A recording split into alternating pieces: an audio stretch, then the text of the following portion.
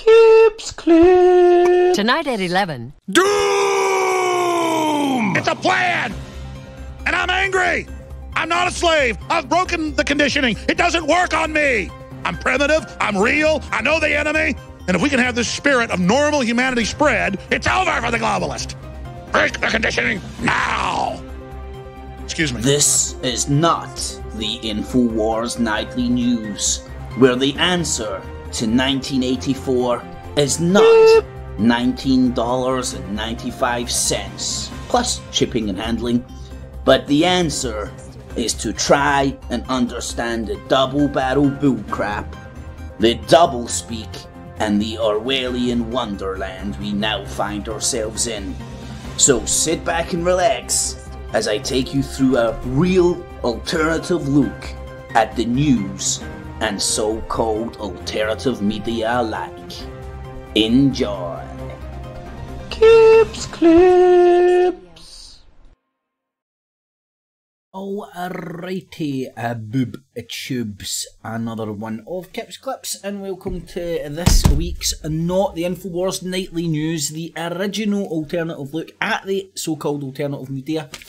Skeptical about the so-called skeptics and watching the motherfucking Watchmen, because somebody's got to do it. So welcome one and all. Remember, if you do appreciate the show, make sure you thumbs it up, you share it with your friends and your family and your foes. Help the channel and the show grow. I rely on you guys and girls at home, and thank you for doing that. What I do here is digital busking. Everything is available and accessible free of charge. I hope to do such a good job you will find value in what I do and use your spare change, not your life savings, on the Patreon and PayPal buttons down below. And a mega thanks to everybody that does.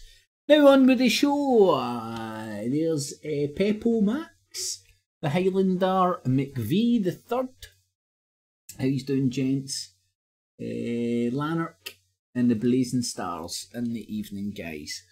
Thanks so much for joining. So a lot to touch on, as always this week, which I shall go into in 1 wee second. So tonight's show is called Tommy Robinson, Sargon and Count Dankula, all running for members of the European Parliament. They're all trying to become MEPs. Where do you start with that one? And somebody said to me the other day Gerard Batten was out. I can't remember what show he was on, but he was... It could be interpreted that he was saying that he was using these talking head characters to engage with the online demographic. It makes sense. He's marketing himself. He's marketing him and his ideas to the electorate. Anywho, so now these independent journalists, YouTubers who aren't all part of a collective network, even though they're now actually part of the same political party, just a coincidence, absolute fucking coincidence. 3 of these independent guys independently got steaming one night, took a Viagra, somebody spiked them with a Viagra, their dick was as hard as that, they all tripped up at the same time, and their cocks all fell in the same vagina. And it was a big motherfucking accident. Honestly, just a coincidence that it all happened at the same time in synchronicity. And obviously, like, Tommy Robinson's a football thug, Sargon's a classic liberal, Count Spunkula's a tranny shagger. We've got Paul Jufro. I love it when he starts talking manly. He's like, look at these soy boys. You're like, what the fuck are you, you big poof? Anyway, I digress. So, these people are all independent. Even though they talk about all the same stuff, they're all on the same shows. They're all getting cross-promoted with the same people in the same network. Their talking points all steer you in the same political ideology direction. From Count Spunkula, Paul Joseph Watson, and now they've all joined UKIP. And it's idiocracy, some would say. That these idiot talking heads are now materialising in front of our eyes as what some would say, without even being ironic, legitimate political contenders. I don't think any of them will get elected, but we'll watch this space. Be funny to see Tommy Robinson. I just can't wait to see some of the suits Tommy Robinson wears. But it'll be weird. He'll be running for office and none of the press will want to talk to him because he keeps like fucking going and harassing them and all that. But anyway, so let's have a wee look at what's on tonight's show. Before we dive into the hidden far right that was lurking on the interwebs, hiding as the truther community, tickled your balls with Bigfoot and fucking E.T.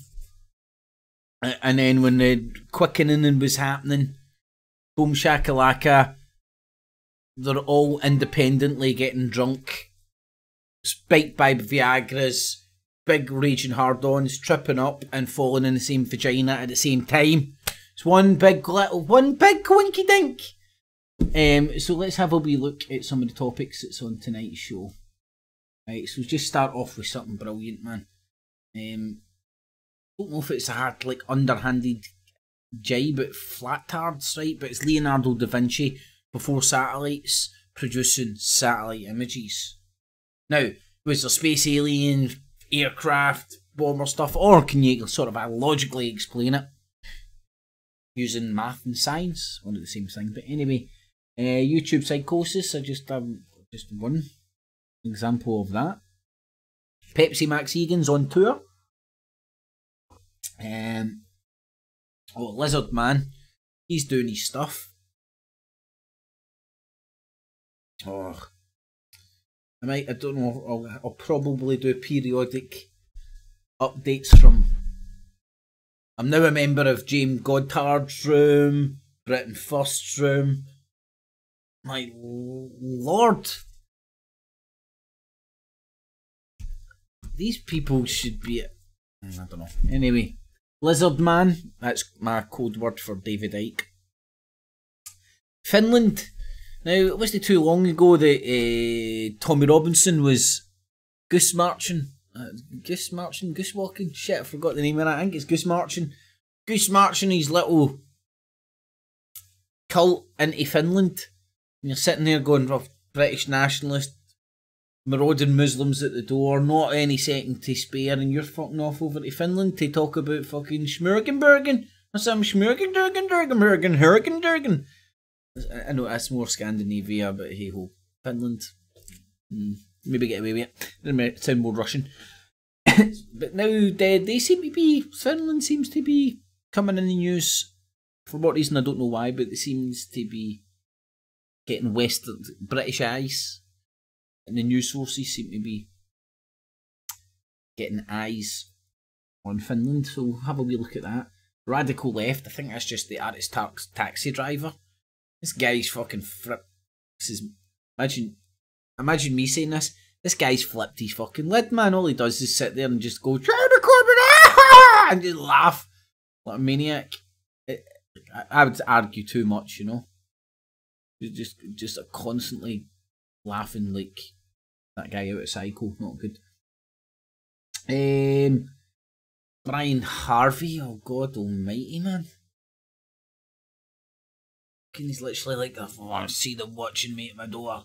I see them driving by my house with their... He's going to be like fucking RR Plan B shortly and fucking think every thing that hums above head is there to fuck... Oh God, man. Oh, that's a beautiful tea.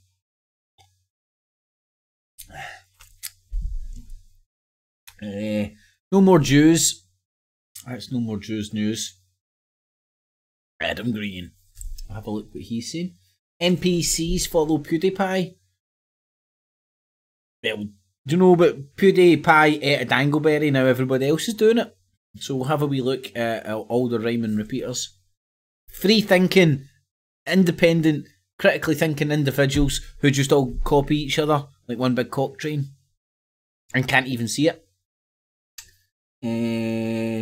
Notre Dame, however you prefer to pronounce it. Conspiratardation. If that isn't a word, I've just invented it, so it's now a word. So, you've probably seen like how every windy liquor. I mean, the first thing I've done was like when I'm a bit bored and looking for entertainment, I go to my Tommygram. Endless fucking entertainment in there. And what do you see? Everybody blaming some. They're all sitting thinking, I don't know, they must have secret access to secret cameras that nobody else has access to. But they all know who done it, why they done it. There was 2 fires. It was and before you know it, they're blaming the stinky Muslims. And all they do is need to sow this doubt and then speculate about the doubt and keep speculating about the speculation of the speculation of the doubt of the speculation. Look what Tommy Robinson done, and unfortunately the mother's still fucking ball deep in the cult at Tracy Blackwell or something. I think I'm right in saying it was her kids that died in that fucking whatever it was. You make your mind up. That car accident.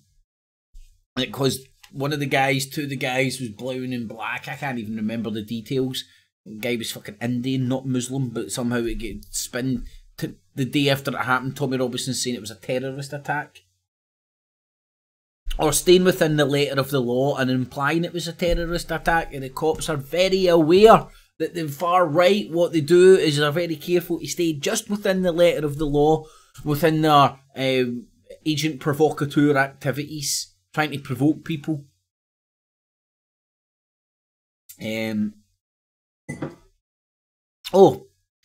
I've got something even better than that. So that we'll be touching on Notre Dame fucking retardation. Assange. Oh man. I mean, see when I now think about it, it's just when I hear somebody like myself back in the day, you know, I was groomed by Assange. There was at one point I was on the teats of WikiLeaks. Thinking they were fighting for our freedoms and shit, you know? Writing about that. Response to Mr. C. Houston. Nobody's watched it, but apparently he's not got the guts to put his ugly mug on camera.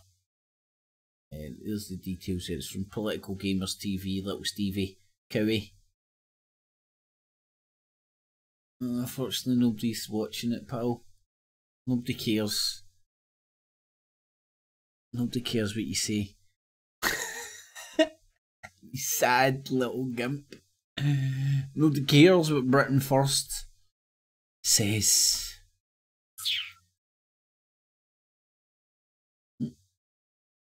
Anywho, so we'll share that link later on. Alt-right harassment. So we'll have a look at some of this boots on the ground harassment and that these groups employ. Jim Dawson and the Templars, the cult cutting out friends. This is this guy talking about losing friends because he loves Trump so much, and he's a British guy.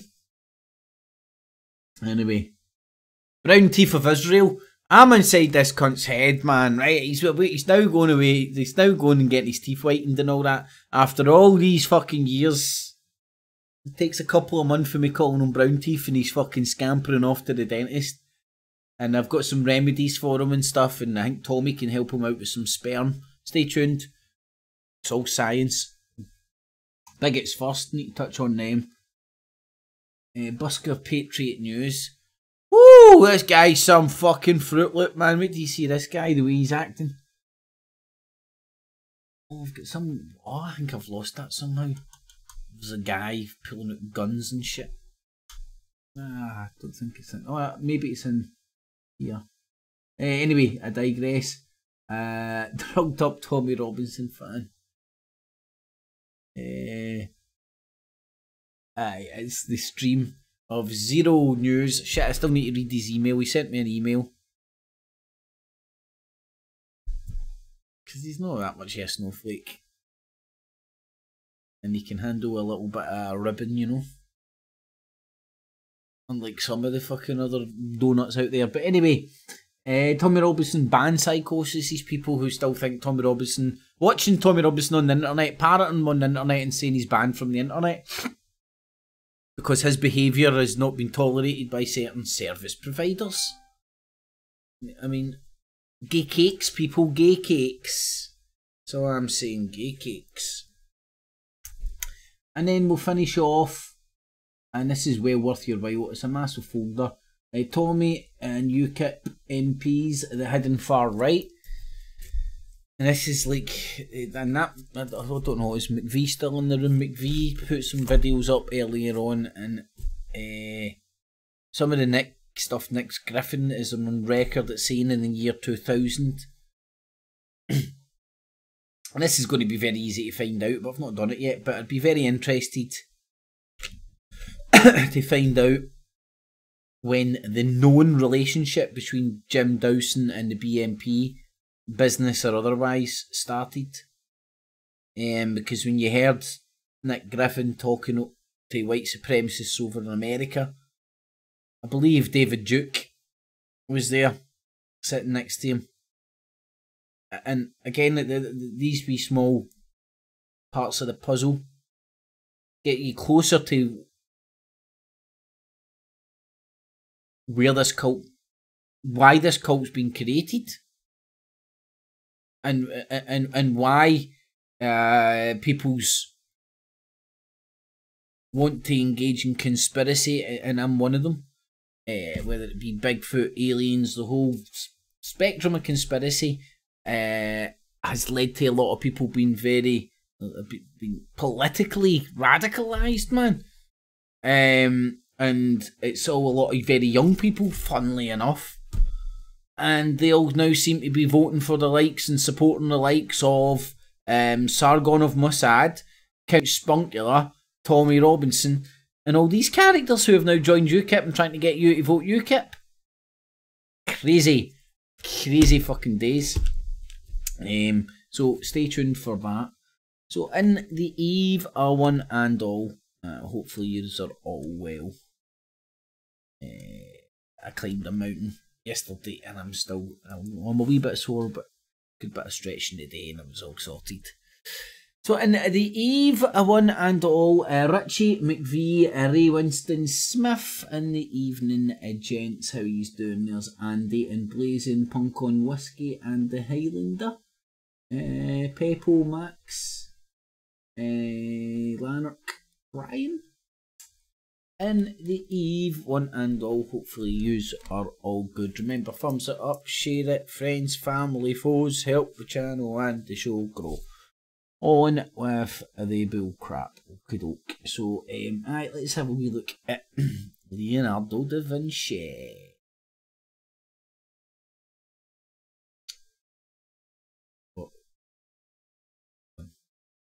It probably would be better with a wee bit of sound. Leonardo da Vinci made this one around 1502, while stuck on the ground. Ah. How? Aliens. Ancient aliens. Vibration technology. Oh, you know what, man? I think this is like a big... Fuck it is. It's like a big fucking... Anyway, I'm not going to... I don't know what it is about me. One of my geekish things is I can just look at maps. Love looking at maps. The older the better, I'd say, for obvious reasons. But anywho, details on your screen. Pretty sure you can go and find a lot of information about Leonardo da Vinci's. And here it shows you the techniques. And again, all these techniques basically boil down to advanced mathematics and the tools, knowing how to measure degrees of angles and measurements and taking lots of them, plotting them on a bit of paper and understanding how to put them together. It's almost like magic, but it's not, it's just numbers and math. And these people, and there were people back in the 16th century that were doing advanced mathematics. Leonardo da Vinci. Oh God, am I spaz? Was it Leonardo da Vinci that done the Mona Lisa? Pretty sure it was. Having a brain fart. I'm doubting myself now. The more I doubt myself, the more I say it wasn't him that done it, but then I'm saying no, it was. It was. Trust me. I'm a doctor. Look.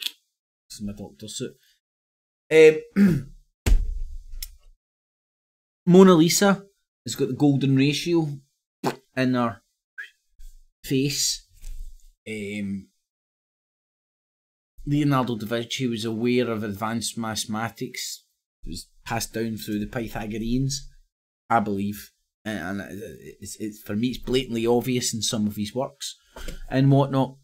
But there was like a wee protractor, I think you would call it, innit? Measure your angles on the streets. You would go around and map out all the streets, and then there was lots of these techniques. That's Leonardo da Vinci's bird's eye view map there. So you might not fully understand how to do the maths to achieve that effect, but it shows you the techniques that are used to achieve that effect, and you can maybe comprehend how these things work. Seems like magic, you know. You might as well just believe in flat earth and everything's fake. But fucking human beings are fucking fantastic when you get the smart bastard ones. Anywho, why did I? Let me hear this audio there. So you might not fully understand how to do it. Audio, alright. Hope it's okay. Right, YouTube psychosis. What's this? Oh, I did get this. Oh lordy. I don't know who this guy is, Andy Worski. Somebody sent me this link like that, if you hadn't seen the shit show. And then there's these ballbags going about the street fucking with tasers and guns and oh, point the gun at them, point the gun. I'm like, what the some crazy. And this is, they end up getting arrested at the end of it. That's why they stop the stream, because they are the wankers. Details on your screen if you want to. You might even know more about Andy Worski than I do.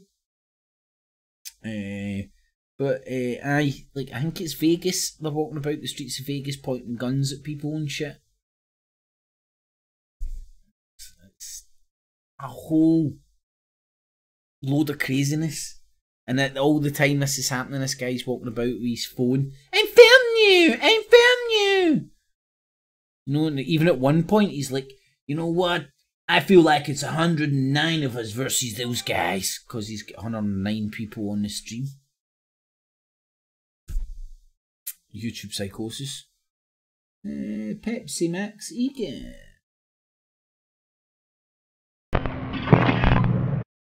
Let's see, is that Atomigram update?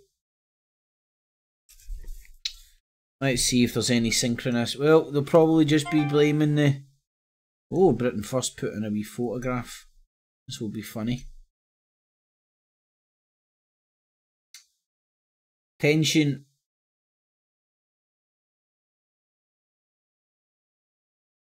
Oh, they're making a big announcement at 8:30. A huge announcement has been made at 8:30 sharp. You will not want to miss this. 8 minutes. Order. The bat. Oh.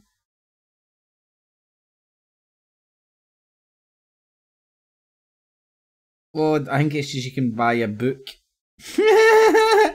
I made attention! A major announcement! I buy fucking Paul Golden's book. That's it.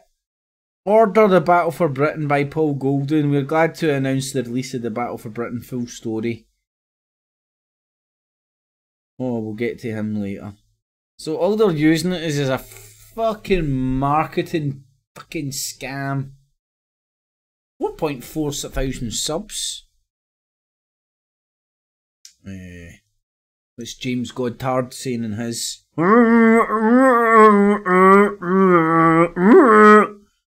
That's what his voice sounds like to me. But I'm no for his neck of the wood. Oh, right, so what's he saying? Dear James Godtard and others, as you've been banned from PayPal, I suggest you should start taking legal action. What is freedom of speech? None of these people are letting the old Kips Clips comment in the room.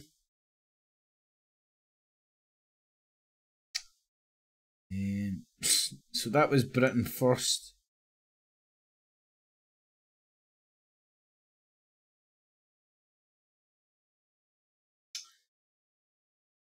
Tommy Robinson fans now asking me for information on the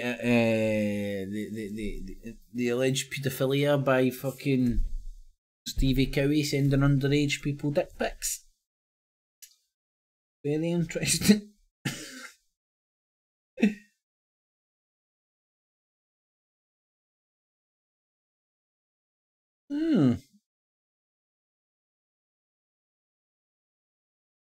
Let's see if I can leave a wee comment. Don't know if I can. Log in with Telegram. Do you want to add a new? No comments yet. Do you want to have logged in with Telegram? I'm on the Tommygram.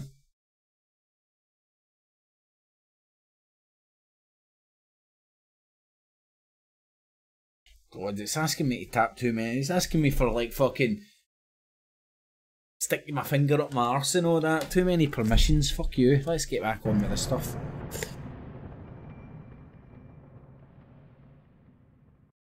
You used to have one eye there and get paranoid about it and changed it to two. People thought it was a Illuminati. Maybe it was. Hello ladies and gentlemen, this is just a quick message to let you know I'll be speaking in Brisbane next Thursday. I thought you were tired out and stopped travelling around. Thursday the 25th of April at the Salisbury Spiritual Centre. Oh, you're going to be talking about spiritual stuff. That's all right, Kumbaya shit. I'm down with that. Look at you, friendly old man. This is at 1... That's not the face of a Nazi. When you think about it. Max Egan would do a good Nazi. Oh, sorry.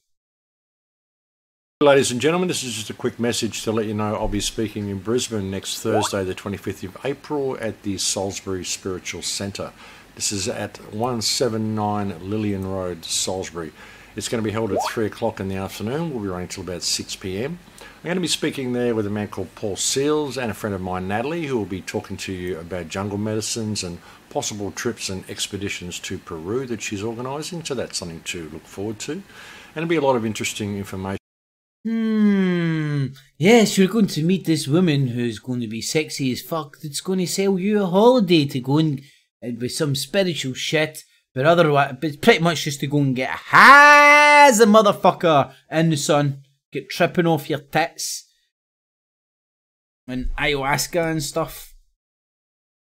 It's not for free, you know, you're going to have to pay. But hey ho, these people will tell you you'll be reborn and all that. Cost you a fortune. This conference. And it's just a coincidence the people that are selling you this spiritual dream are the ones that are making money off of the holidays. Just a wee coincidence.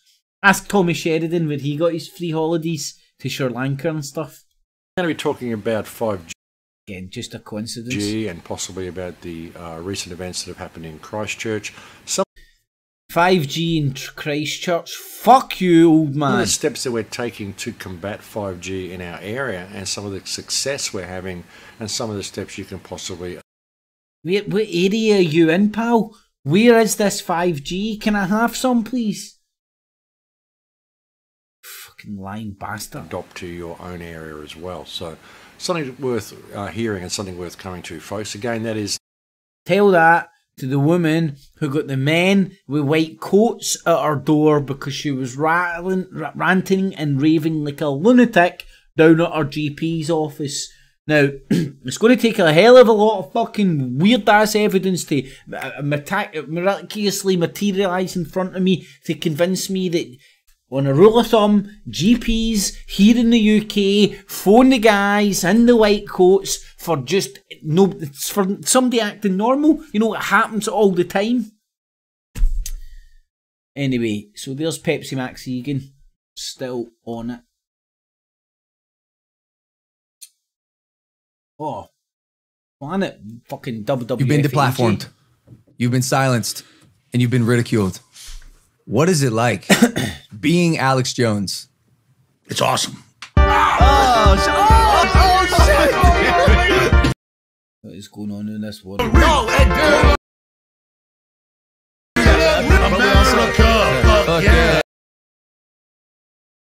It's funny. Alex Jones shaves his beard. I think it's so he fucking has something that resembles a chin because he's fucking lost it. You know, he's no longer got a chin or a neck. It's check. He's not got a chin. He's not got a neck. Just got a check. Big fat check.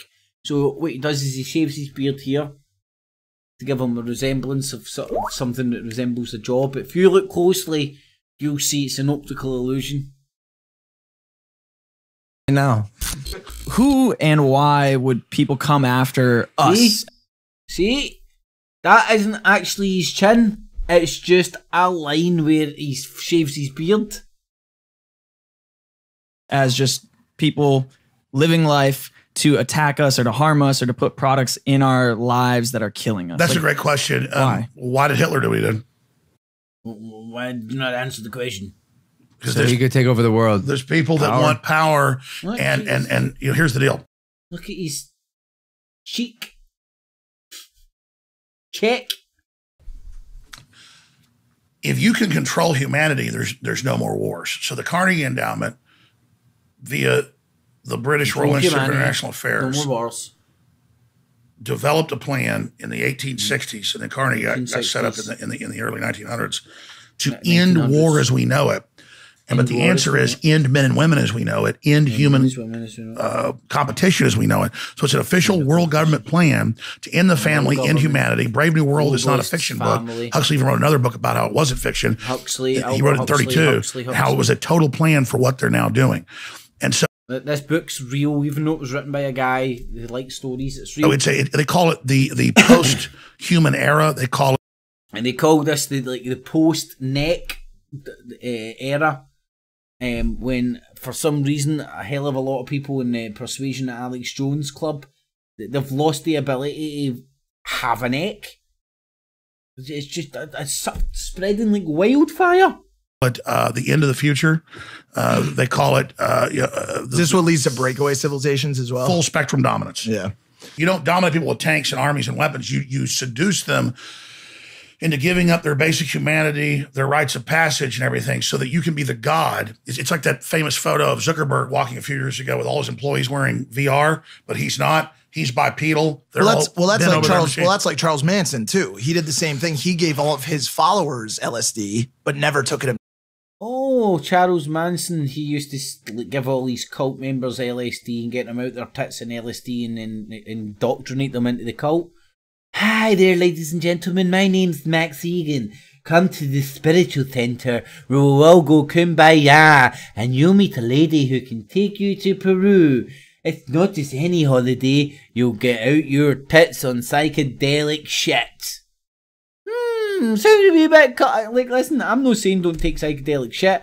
I'm saying don't let people indoctrinate you into a cult by fucking scooping psychedelic shit down your fucking throat. Next you know, you'll be walking, hello brother, hello sister, you know my fucking brother, you know my fucking sister, what the fuck what planet you on? Hey man, you not took the real I don't know. Easily done. And he was actually, it's come out a CIA mind control study, just like Theodore Kaczynski, the Unabomber, was in MK Ultra. That's actually LA Times. People don't believe a damn word mainstream media or government says anymore. And so they go, who did this? And the government and the corrupt. It's just boring, isn't it? It's the same stuff. Just literally just the same stuff on rinse and repeat. Or rhyme and repeat. I prefer rhyme and repeat. But anyway. So that was Alex Jones. Let's have a wee look at this man is Oh yes, he's on Sputnik. Some weird stuff, some far out stuff. But talking about how good Assange you're sitting in isn't solid. How weird. Right, now, see if David Icke starts getting plastic surgery to make sure he stops looking like transforming into a lizard in front of us. Brian of London keeps getting his teeth whitened. Brown teeth at Israel, sorry. Keeps getting his teeth whitened. And Danny Tomo changes his haircut.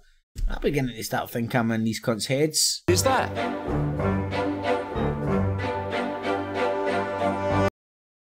Oh, Sputnik. Is not. When I saw what Ike is doing, I was a bit jealous on him. Wow, look at what. Right, why is there clown music and shit? Away the new president of Ecuador until he agreed basically this was a done deal. Ah, it's no fun when you can't see him fucking like he's melted dwelleth and boot face transforming into a lizard in front of you. Shit, fuck you, lizard man. Stop hiding your face. Finland. So we have some new findings on universal basic income.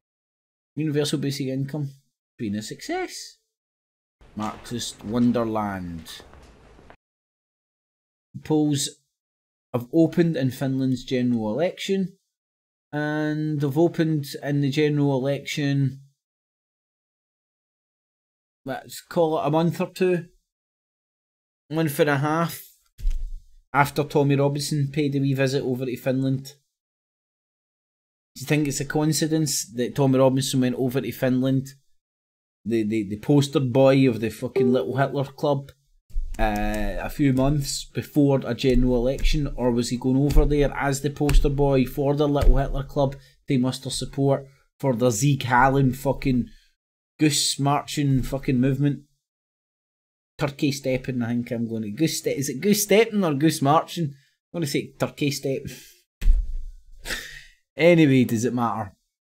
Finland general elections. So date on this, that was the 13th. So I wonder if there's been results in. I wonder if there's been a swing in Finland, like a lot of places, over to the nationalistic, the extreme right in politics. It wouldn't surprise me. Again, I wasn't too long after Tommy Robinson was over doing a wee tour of Finland. And that is my Jesus and toast. So let's have a look at the radical left. Yes! That's it. He did this base. Points clearing the Labour, we pissed up against the wall further than me. Mate, look at what Theresa May is just done. Look at how unpopular she is, and you're sitting there acting as if like it's a victory for fucking Corbyn. I mean, Corbyn didn't beat Theresa May. Theresa May defeated her fucking self. Anyway, I digress. So there's the Fruit Loop taxi driver. Oh my God.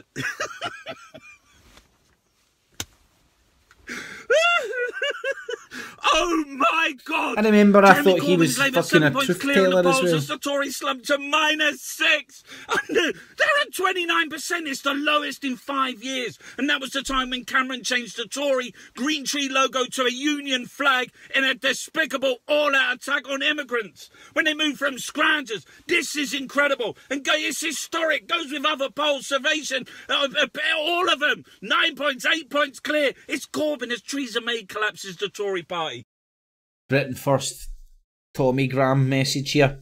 If you're having trouble viewing Britain First website, please call your network and verify you're over 18 or connect to Wi-Fi OCS. So basically their fucking website's been classed as such extremist material, it's been put behind fucking firewalls by some cunts. This means...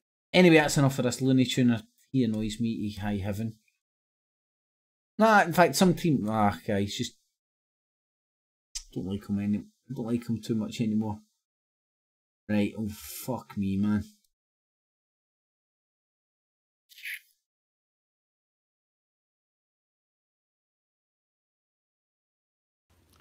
In Tom's new offices that he'd built off of the back of the money that he'd made from us. Tom Watkins had a new office built. Now, I'm no expert, and I hate even saying that, right? And I try and use as simple terms and just say what I see. That's basically what I'm trying to do. It's like he's regression in it. He's now went way back to the start again, and he'll go all the way through it, and boom, way back to the start now. All the way through it again, and then boom, way back to the start. It's like a fucking old-fashioned LP. Just like a broken fucking record, actually. That's what it is. And redecorated. It's a shame, man. In Shoreditch, Drysdale Street. when they were called Massive Management. And I remember being in that office in the afternoon, having a look at how the new offices were all... Must be hard, no, but like in all seriousness, right? Imagine you were fucking Mr. It at some point, part of a fucking boy band, fucking the coolest thing, fucking Mr. G for the street fucking boy band thing, me man, all the bits of poontang hanging off you and stuff. And then, whether it be for your own fault or just fucking happenstance or whatever, you fall from grace. It's got to be hard for any individual to take. Put on top of that all the other stuff, and then boom shakalaka, perfect recipe for this. And it's getting really, fucking really bad, man. This goes way beyond phone hacking. Alright? And I need you to all think outside of the box now. By the way, I'm dead.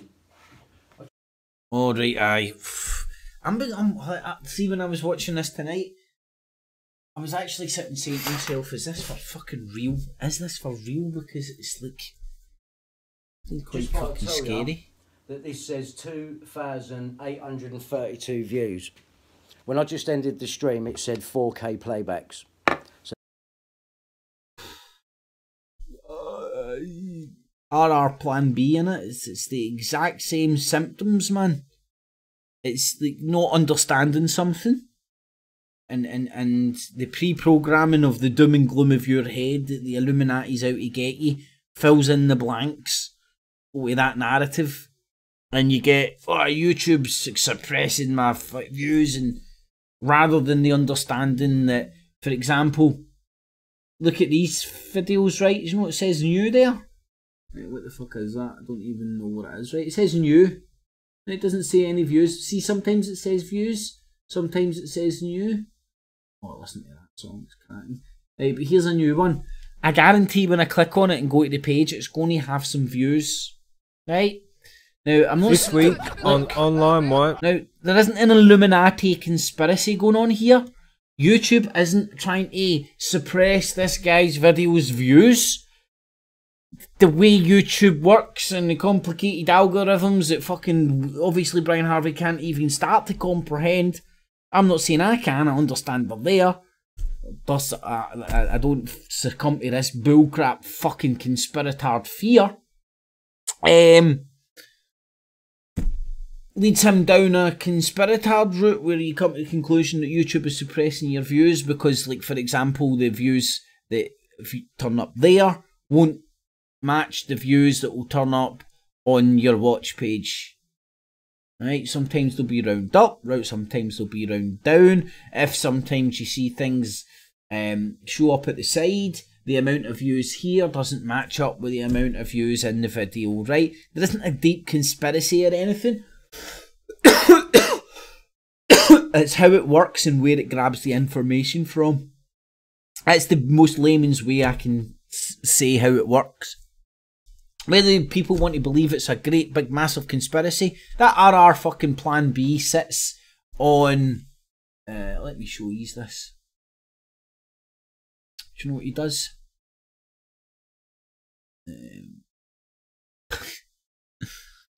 I mean, it makes me laugh, but I can kind of understand where the guy's coming from, right? So he sits on his analytics and goes to real-time analytics, right? Completely oblivious and ignores the fact that it says estimated there, right? And then starts fucking pulling out and fucking analysing the discrepancies between what it was saying here, what it's saying here, and oh look, there's a view here. No, it's moved from here. Look, they're stealing views from me. Poof. You know what I mean? Head's gone. Fucking paranoid delusions, man. And I don't know what else to say. Because it comes from lack of understanding. And now, boom shakalaka, you have Brian Harvey fucking expressing the exact same shit. YouTuber stealing my views. The numbers are being held back. YouTube, you better pack it in, mate. You better pack it in. Yeah, I'm onto you. I am so onto you. You better stop it. See, I'm like, is he putting this shit on or is he really just went this fucking fruit lip? Yeah. 336 thumbs up. I just saw more than that on there before I ended the stream, and there was 4K playbacks, right? So you've knocked off 12... Try refreshing it. Try going back in a day or two. 1,300 of them already, right? Stop fucking about. Stop fucking about. He just looks like an injured animal that's lashing out, getting nothing to lash out. I'm scared to leave his house and all that. It's a fucking... genuinely, it's a crying fucking shame, man.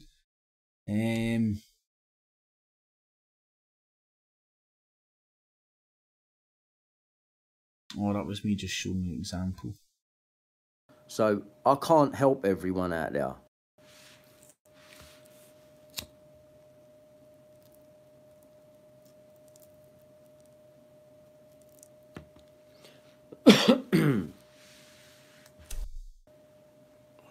Yeah. All right. Couple of things. I've been awake most of the night, watching my ass being watched again. So clearly no one paid attention in authority to the video that I made the other night.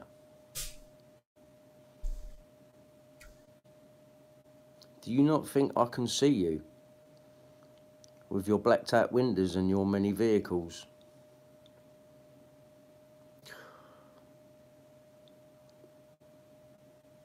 What is wrong with you? You're coming after me and not the people that actually commit crimes. And don't forget... No. I don't know what this means, but it's an observation I make that I think it's worth making. Noting. This is the parallels between what's now Brian Harvey's experience and what that RR Plan B guy goes through is scary. Scary. And I don't believe there's a conspiracy. I don't believe that Brian Harvey and RR Plan B are conspiring to act or display the same symptoms of fucking craziness. And maybe I'm wrong. That sounds like somebody that's completely paranoid and stuff, man. You know, thinking, I don't know, maybe they are watching them. I just don't believe. I don't believe that to be true.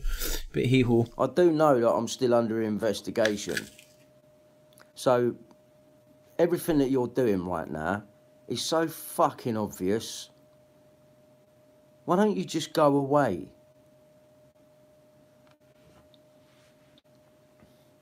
Right, look, I need to say something to the fans as well, right? There's some people out there that are posing, pretending to be on my side, right? And I'm just going to say this once. At the minute, I can't even help myself. So I can't help everyone out there. I'm the one that needs help from you lot, right? So I ain't some, you know, I've got time for people. But at the minute, I need to spend that time on myself. And I'm sorry if that sounds selfish, but I'm under attack here, and I cannot be helping everyone. I'm sorry, but I just can't do it. It's not physically possible.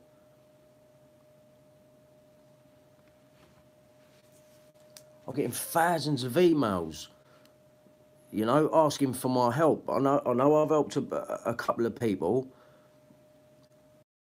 Now, does anybody, like, is it a fair observation that this guy's went downhill fucking quite rapidly in the last week or two, or 2 or 3 weeks? After the noose and all that. And he's sitting there saying he's getting thousands of emails. Leave the poor guy a fuck alone. But the authorities are now using that and sending people to entrap me. So there you go. All the fucking crazy people contacting him for help is now making his paranoia fucking worse. So, to the real genuine people that are out there, I need you to understand, right? I can't help everyone. I'm the one that needs help here from all of you. All right? Understand that, please.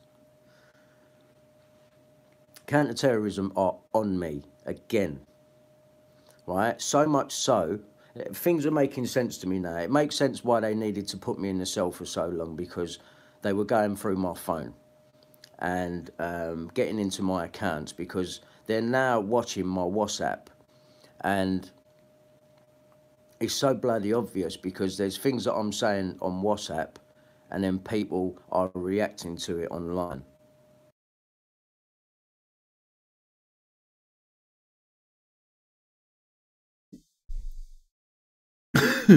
I don't know.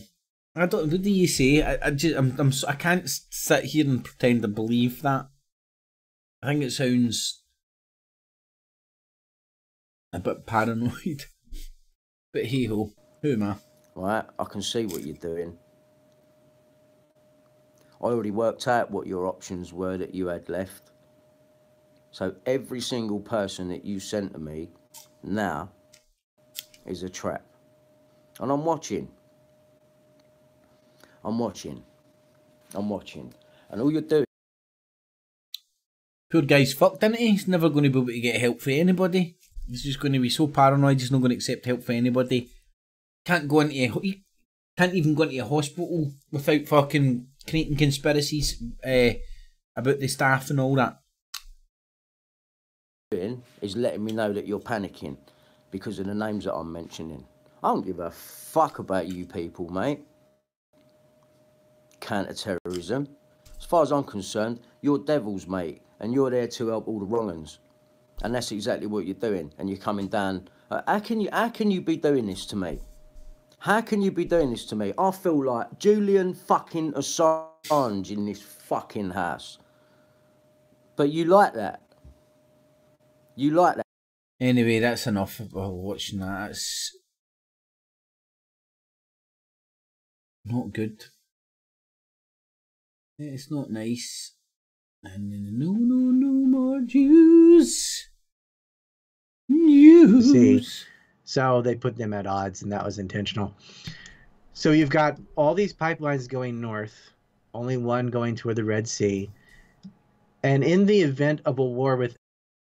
Oh, I think this was just to show the networking of the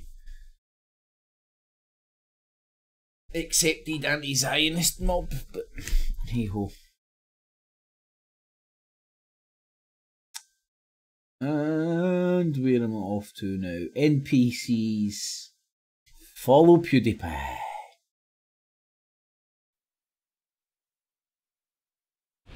Hello! Before this video begins, I have exciting announcement! Announcement time! I'm partnering up with DLive. That's right, everyone. For those of you who don't know what DLive is, it's a live streaming platform. Live streaming is coming up in the future. That seems what it is, not just in the future. That's PewDiePie. I opened with a little bit of it. See, that guy just sounds so soulless. He's got such a soulless voice. It's like almost like American Psycho. You know, just don't know, no emotion in his voice. Exciting news today. Actually, really. It's like cold and like you could just slit you open and eat your brains and just not even exciting. I think it's not the news you were expecting to see on this channel today. DLive, this new platform. God, he's actually got a fucking t-shirt saying Russian robot. Stole the idea from Mark Dice right enough, and joke. So you can't escape from this. Plus, the video's still up. Ladies and gentlemen, CC Brown, will you please post that again? Let's all look at it with our own eyes. I meant to investigate that and see what was going on there. But there was a big hoo-ha going on between all those guys over in the States. Pigeon Tits is back. So, how many NPCs is that now joining DLive? Lift the Veil, PewDiePie, Pigeon Tits. Alright everyone, PewDiePie, you know that the fucking weird big YouTube. It's like Morticia Adams fucking with a sex transfer. But not actually a sex everyone transfer, because that guy looks more woman-like than Matisha Adams, weirdly enough. Talks about constantly. Decided to join a site called DLive for streaming. This might be partially related to the fact that YouTube increasingly is making it difficult for people to be streamers. Like, I mean, he has to constantly watch what he says. He's the biggest name on YouTube, and yet he could still, you know, get fucked by advertisers at any given time. Oh my God, you said a naughty word. Well, you know, no money for you, basically. So he decided to go with this. Now, I've got an account. Link in the description is to my DLive. Partially, the reason I did this is cautionary. Like, I don't worry about losing streaming abilities on YouTube, and I don't stream that often anyway, mainly during the elections. I'll be doing that, like, after debates and stuff, and certainly on election night. God, man. No, anyway. So, NPCs join DLive. So, for everyone that might not be aware, PewDiePie has been asked by the Indian government to... Does anybody know enough about PewDiePie to say that is PewDiePie not alt-right in the same way that this guy, Count Spunkula, isn't alt-right because he's got a commie tattoo? Delete 2 of his videos, one of them being the Bitch Lasagna video, a classic, timeless anthem, and his congratulations video where he...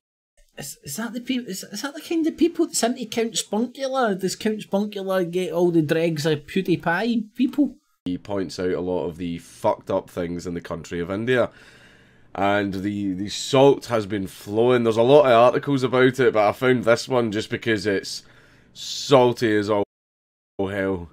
What's this youth talk that I don't get?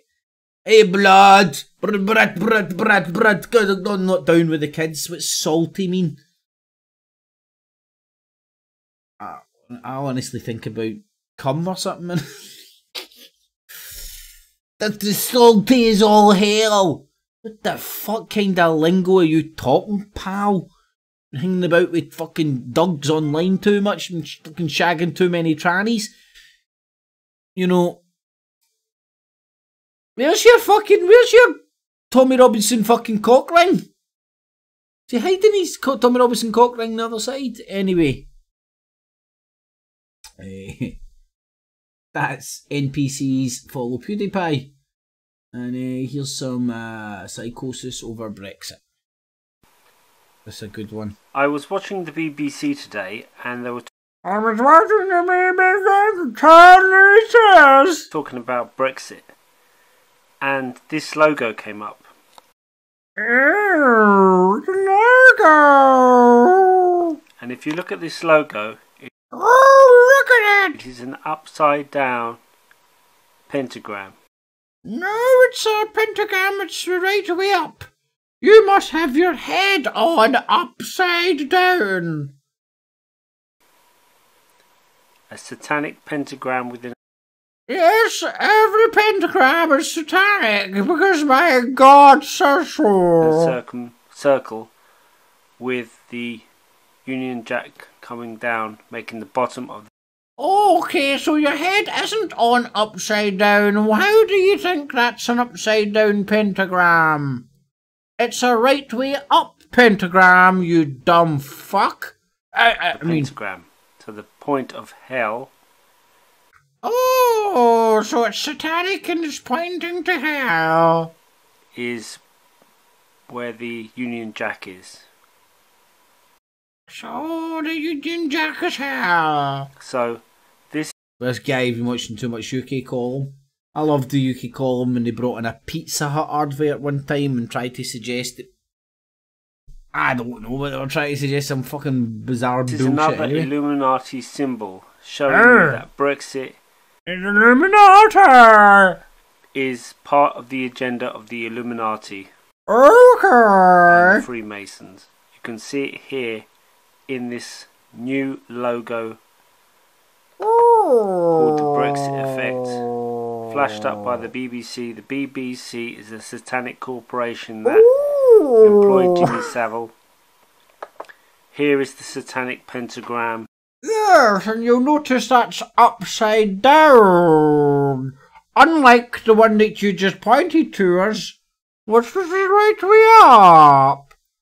Now, the fact you can't tell the difference between a upside down pentagram. I don't know what that voice is. and an upside and right way up pentagram leads me to deduce you're a bit of a dumbass. Here is what it represents, the Baphomet, Lucifer. And it's on one crazy website put together very crudely, so it must be... Okay, so there you have it. Well, there you have it. Look, that proof positive. The guy's got a camera and he's pointing at a website with some pentagrams on it. Proof! The upside down pentagram. And you have it here on the BBC. No, man! Is this guy dyslexic in the fucking nut? Mate, one's upside down, one's the right way round. Are you that fucking dumb? Fucking, what the fuck are you talking about? Is your head on or upside down? The Brexit effect. Showing you that Brexit is just the Illuminati. Yeah, and there was me thinking all sorts of other shit, man, but after all, it's just Illuminati. Oh, doesn't need to look at fucking pentagram. Which is, I don't know, mate, what is that? Is that the right way up or round the wrong way? I don't know. Who owns the City of London and the Bank of England. Brexit has nothing to do with the issues which are in the media. It's all about the City of London protecting itself from EU laws and taxes. And the City of London actually run the EU, which is run by Freemasons. So the Freemasons of the City of London run the EU, but they're protecting themselves from the EU. The EU was created after the Second World War. Oh, you've done your history. By the United States. By the Illuminati. And United Kingdom. Illuminati. To control Europe. Also looks like a wee bit like a torch, you know? If you squint your head this way, you'd be seen as a little Liberty torch. And here we have the satanic logo showing you that Brexit is fake. Yeah. And it's part of the of an Illuminati. You can clearly see the Baphomet symbolism here. Clearly see the Baphomet symbolism here. Clearly. Gaslit with a fucking star. Anyway. Woohoo! NPCs will beautify. That's the Brexit psychosis. Oh, let's see if there's some Notre Dame conspiratardum. Conspiratardus. Alright everyone, the other day the majority of Notre Dame Cathedral over in Paris burned to the ground. And really there's some stone facade left in the middle of it, but really the only thing that was saved was a chunk of one of the sides and then the bell tower. How are you going to get this to like make Trump look good? They managed to survive more or less intact. They managed to keep them from igniting. By the way, some people, they're taking joy in this, but you realize it's going to take... Oh, some people are taking joy in this. This is who you'll be referring to the right-wing shit out there doing the Muslims were doing a little jig and all that with this. Okay, pigeon tits. An enormous amount of effort just to scrub the smoke off of the rock, right? And also, they're going to have to check this whole thing for structural integrity, even the parts that are left intact. You're an engineer, right? No, he's a pigeon tit fucking retard that projects authority. Try this sometime. Well, don't actually try it, but, you know, think about what would happen. Try this, but don't try it, okay? Imagine that you heat up a rock for hours at... Imagine a tree falls in the wood and you're not there to hear it. Okay, pigeon tits. Extremely high temperatures and then back. Unfortunately cleaned, and that doesn't even be Notre Dame is gone. So it's a tragedy. And I'd say this. One part of me is like, well, nobody apparently died, or at least as of reports yesterday, and I'm not sure if that's been updated. So casualties, either low or non-existent, that's a good thing. It can be rebuilt, number two, and people are like joking about, well, Macron will try to, you know, sort of reimagine it, make it like modern art, and so they'll rebuild Notre Dame, but other than the front and the one side that's still there, it'll be like a big glass cube or, you know, something hideous. Or they'll build a mosque there, and, you know, he's just looking for an excuse to do it anyway. Yeah, maybe. I don't they'll build a mosque. What the fuck is a cathedral? If you listen to them, you can hear where they're rhyming and repeating all their shit from. Maybe I'm crazy. Here's little Sean Wilson. Mate, you need a couple more appointments with Prevent. And that's not a joke, this guy is a Prevent subject.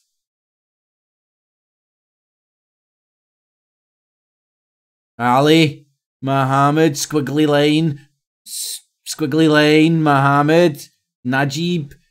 Oh, lots of foreign muck names there. That must mean they're very, very bad. And I'm going to pretend I can understand that foreign muck language in the green box as well.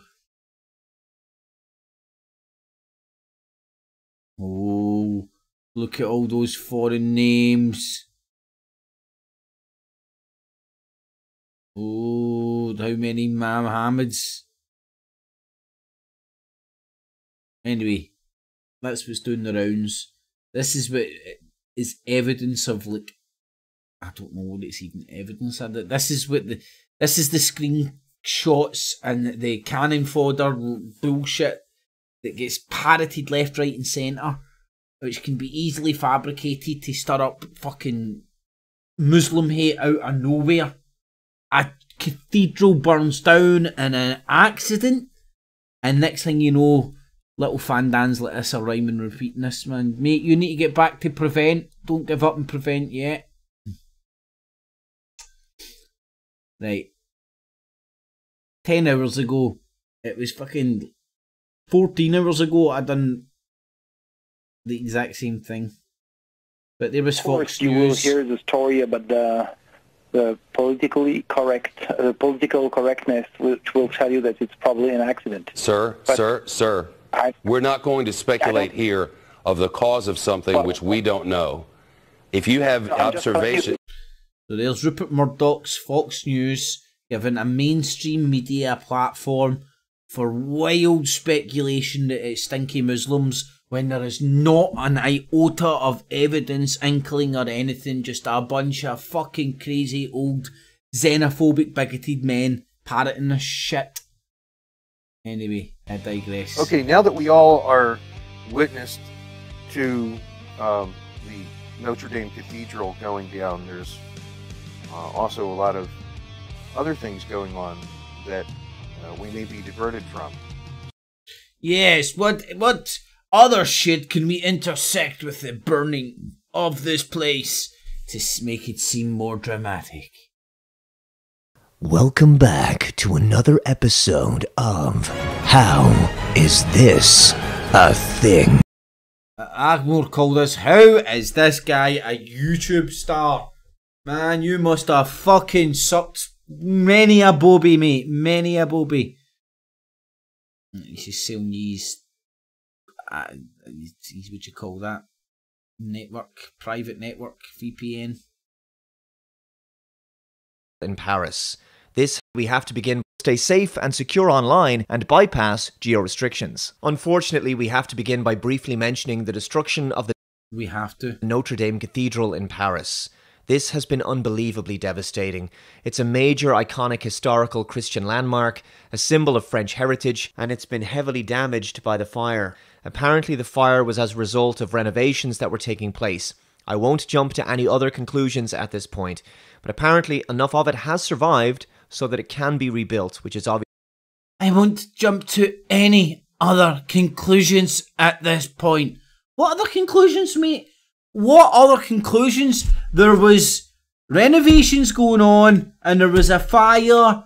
All indications is it's an accident. Nobody from any official capacity, no fucking garlic munching, fucking frog eating, wine swigging French cunt, surrender monkey, has said anything of the sort.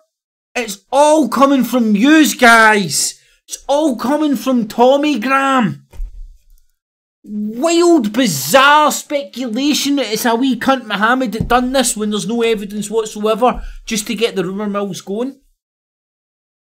See this in Christchurch, by the way. I mean, it's like a snowball when it keeps going down the hill. The more and more and more you see through these cunts' shite, right? You're dismantling their shite as you're going down the hill because you're like a snowball. And you're picking up fucking more and you just start fucking going down the hill quicker and dismantling their shite quicker.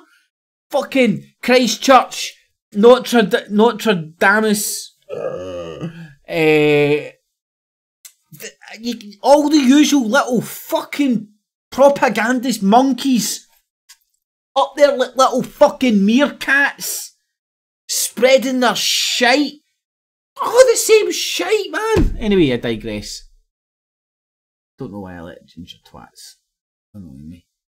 So BuzzFeed just got caught sharing hoax misinformation about the Notre Dame fire, and then blamed me for sharing hoax misinformation about the Notre Dame fire while the blaze was still raging. I posted this. Fake news, no, you're fake news, no, you're fake news, no, you're fake news, no, you're posting bad information, no, you're posting bad information, and you want to know where little Sean Wilson, the guy who is genuinely getting intervened by Prevent because he's that radicalised. You want to know where he's getting this information from that's radicalising him? Paul Joseph Watson. Here's Paul Joseph Watson talking about the exact information that you just seen little Sean Wilson parroting on his YouTube channel. The guy who is getting meetings with Prevent is that fucking batshit crazy. There for me, and I'm not having to prove this in the court of law, I've proven it to myself. There is direct evidence that little Jewfro fucking Watson here is radicalising children. See if little Sean Wilson was fucking my fucking son, cousin or anything, you would go and you want to go and boot fucking Paul Joseph Watson and his fucking fanny for radicalising fucking one of your own. Turning them batshit crazy. Anyway, so there's how you take a fire, just a fucking fire, and spin it whatever way you want. Fucking wankers. Anyway, let's look at Assange.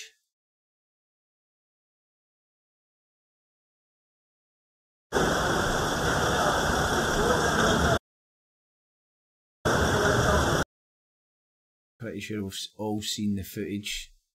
Looks like Saddam Hussein. Oh god, oh fucking mate, that's scary.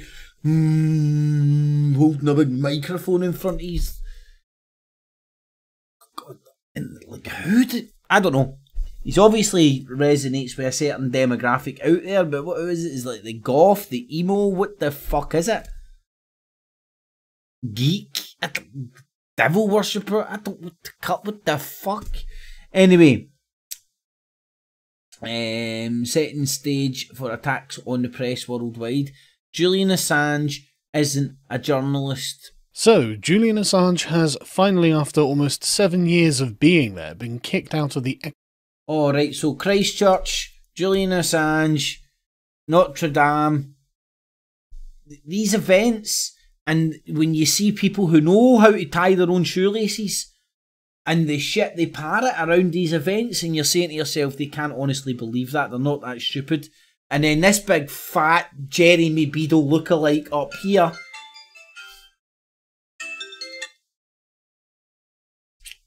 This big fat Jeremy Beadle lookalike up here.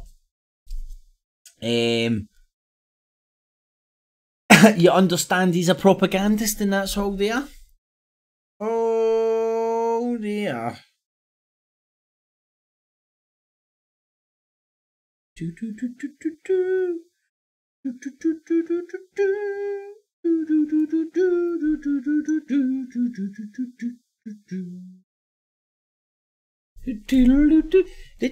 Anyway, so Assange is a hero. Assange is as much a hero as you are an independent journalist. Fucking such a fucking loser. Even Jeremy Beadle wouldn't fucking admit that you're his son. Yeah, bastard. In a shot against press freedom heard. He's not a fucking journalist. All around the world. No, it's not really. No, it's not heard all around the world. Former Attorney General Jeff Sessions and current U.S. President Donald Trump created a situation where, of course, we just saw Julian Assange, the founder of WikiLeaks, dragged out by force by the... As opposed to, I don't know, usually when you're getting arrested, people are like, la-di-da, do-do-do, diddle-diddle-dip-boo-boo, and just skipping. Skip to the jail, my darling. That's what they usually do. Just the norm. Well, Julian Assange was thrown out of the Ecuadorian embassy. He's been arrested. He's going to be extradited to the U.S. He's going to be charged with the crime. We're going to talk. Hello, David Hodges. Yeah, hello. I want to use your common sense powers. Yeah, I know it's a very reasonable request, isn't it, for a man who hosts the Common Sense show. And I want you to free one more. Or just try and save a couple of enslaved minds of the UK. One mind at a time. Can you please explain the statute of limitations to Brian Harvey, please? I know you're using it here to stick up for Julian Assange and shit, right? Using semantics and points of law and all that. And this will no doubt get argued because Julian Assange has got lawyers.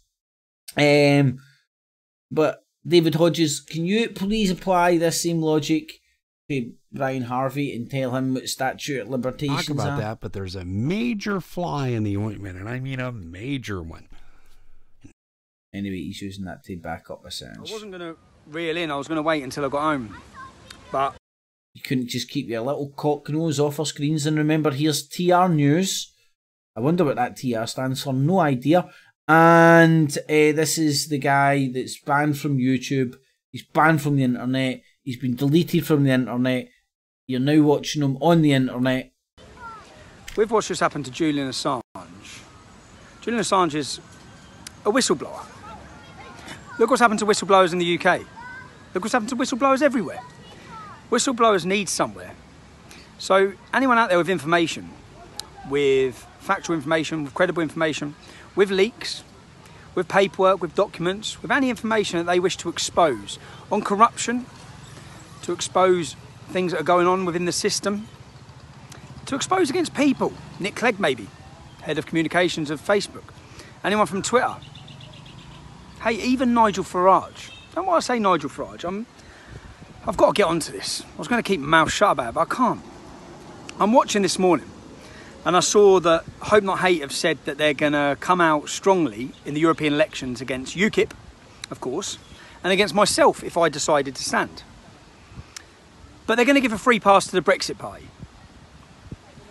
If it doesn't tell you what you need to know already, Nigel Farage got us to the point of a referendum. Well done, Nigel. Thank you, yeah? And then he abandoned it. He abandoned it. And he focused on his media career and making money. Fair enough. That's what he focused on. And then, when they're going to betray Brexit, then he comes back to completely split the vote.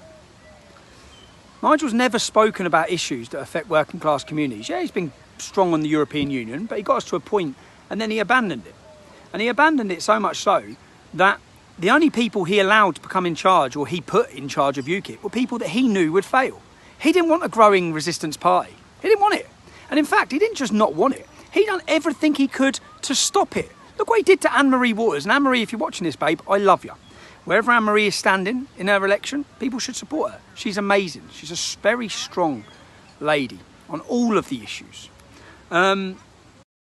She's a proper Nazi. All right, everyone. Hillary Clinton would like to gently remind you of the fact that she's still relevant in her own mind. She came out talking about Assange, right?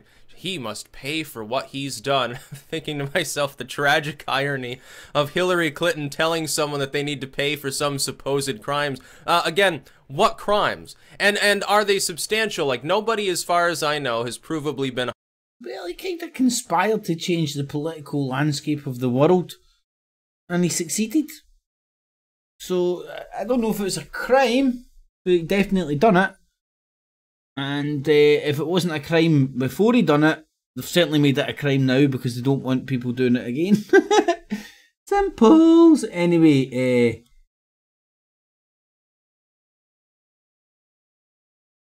Oh dear. Little Stevie with no views. He must have been watching earlier and me talking about viewing this. And he's decided to make the video unavailable. Oh dear. Such a shame. Let me see.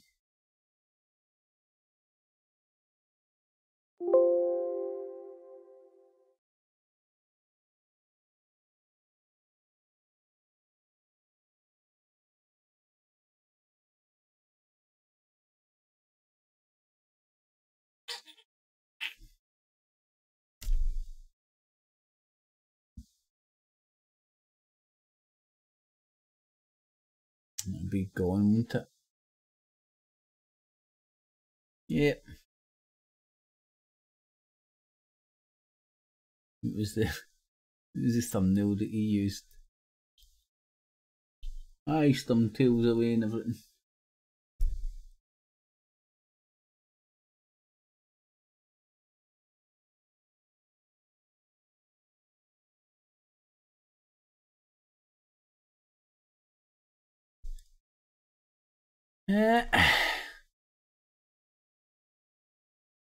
Let's have a look at some more alt-right harassers. Off. So you can't make a point without profanity? Would you please stop harassing? I know you like to make points with violence, but I'm right here.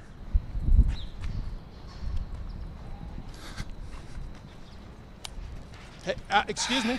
Excuse me. Can we please stop? Do you want to be charged? I'm not doing anything. Well, we're back at Toronto.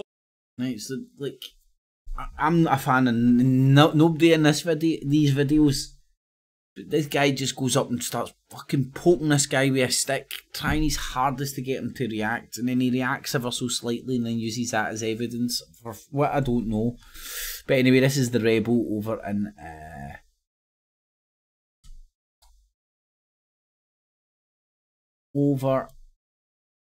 the Canadians.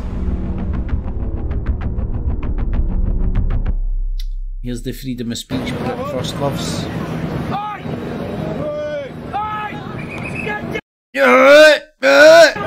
They love this is the freedom of speech.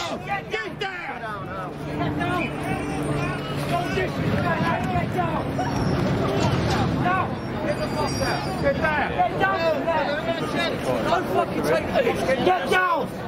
That is my head off! Oh, stop speaking! You're the hero, mate! You'll take the piss! Again! You're not! I love all these paramilitary fucking characters all about, man. Fucking living in a fascist country! Nothing says peace and loving politicians than all the paramilitary gab they all bounce about in. We'll have a picture with Churchill.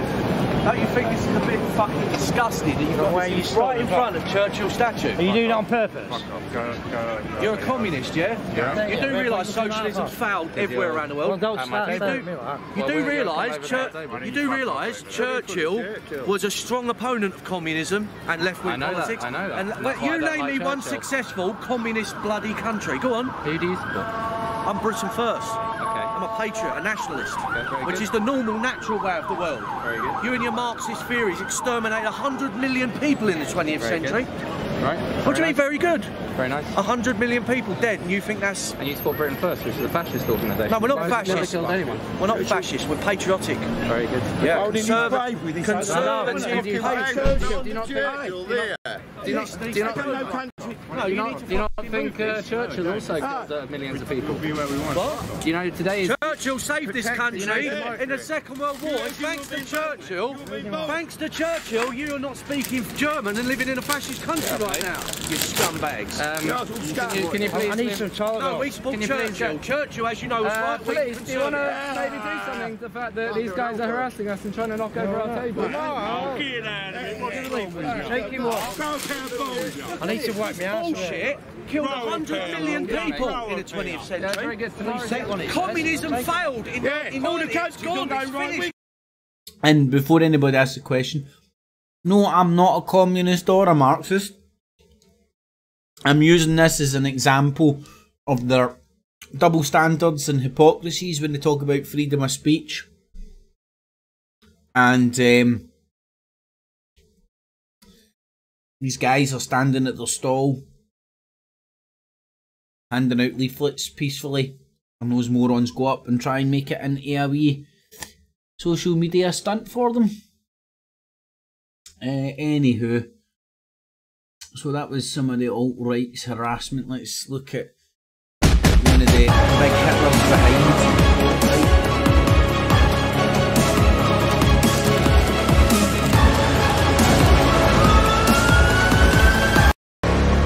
Presenter with the Templar Report. What are we going to talk about today? Well, we're going to talk about the deplatforming of people. Now, anybody on the right wing, conservative wing, Christian wing, the Republican wing, conservative wing, we all know about it because we've been getting deplatformed for years. But it's actually now beginning to happen to the libtards, the lefties, and the snowflakes. And boy, oh boy, do they hate it. They're not liking it at all, and they're having meltdowns. But before I go into this, it's an interesting concept to think that the people like PayPal and Stripe and all these folk, they act like modern day robber barons. There's absolutely no control over them. For example, if you sign a lease with a landlord for a shop or a restaurant and you get in there and spend £1 million kitting it out, and the day before you go to move in, or you've only been in a few weeks and the landlord comes and changes the locks, you take him to court and you get restitution. Absolutely.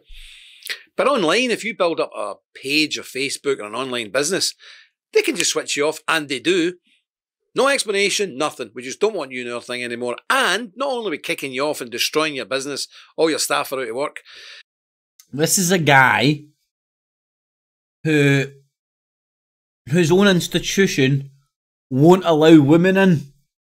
So he wants the freedom to have, and I agree with this freedom actually, but hey ho. He wants the freedom to have his own little club and not allow women to join. But he doesn't want other people to have the freedom and not let right-wing wankers let him join. People are in terrible financial hardship. We're also keeping a hold of the money that's in the PayPal account for 180 days, and we're not paying you interest on it either. This is what they're doing. I mean, it's happened to groups that I work with, and millions of pounds have been lost. Millions. So over the last year, hundreds of millions of pounds have been seized by PayPal, mainly from right-wing groups, and kept for up to 6 months. And of course, these people have been destroyed, utterly destroyed, gone. And all the staff paid off, and people facing... Are you talking about your umbrella corporation called Jada? House repossessions, evictions and all the rest of it. And everybody thought it was quite funny. But now it's happening to the lefties and the libtards. They're all jumping up and down and having tantrums. No. It's still quite funny. But why is this allowed? I'll tell you why it's allowed. Because of gay cakes. Because of freedoms. Because of people's freedoms to do business and provide a service to who they want to. Groups, these corporations. Because of the multi-Illuminati deep state. Are doing the government's dirty work. You know, there should be a rule that unless you're breaking the law, unless you've actually been convicted in a court of law, you should not have your PayPal, Stripe or any other thing taken down. That's fair in a normal society. That's fair, okay. So let me get this. Right, what about the fairness of gay cakes? So the police are the ones who should come to PayPal and say, this organisation's been done for hate crime, whatever it is. Please take them down. I'm fine with that. That's good. That's acceptable. But what happens is the agitators out there just tell PayPal, these people, we don't really like what they're saying. They're not breaking the law, but we don't like them. Take them down. That's draconian. And that's no way to run a democracy. And if you do that, do you know what happens? You'll drive people underground. And you know what happens when people go underground? They create little gangs like called the Templar Club who will take people in anonymously and stuff. And you'll have like a wee core group of Templars and then set up lots of like umbrella corps like Britain First, Tommy Robinson, Generation Identity. I keep forgetting the name of that mob. Project Identity. I don't know. Fucking Project Zero. Resident Evil. Bursting out back onto the surface again. But this time they're not waving a Facebook meme at you. They're waving something much worse. So on your own head be it. If that's how you want to play it. You'll sow the wind, but you'll reap the whirlwind. I can see it. All right, good. There's the head leader of right-wing organisations kind of threatening you with paramilitary organisations because PayPal and Facebook have booted Tommy Robinson and these guys' asses off. Seems very reasonable to me in a democracy, Jim. But hey ho. So there's Jim Dowson's Templars. Details on your screen if you want to go and fill it in the rest of that. Here's the guy giving up friends. Jamiroquai. Ideas are wrong. That's when you grow. You know, most of you know I was a Marxist. And the... you were a Marxist, now you became right-wing cunt, right? Okay. Bit like Count Spunkula, eh? Period of when I had to finally say, this is bullshit. What the fuck? Where did this come from? How did I passively open myself up to this? In the guise of wanting to learn to be an artist, I passively opened myself up to a Marxist indoctrination.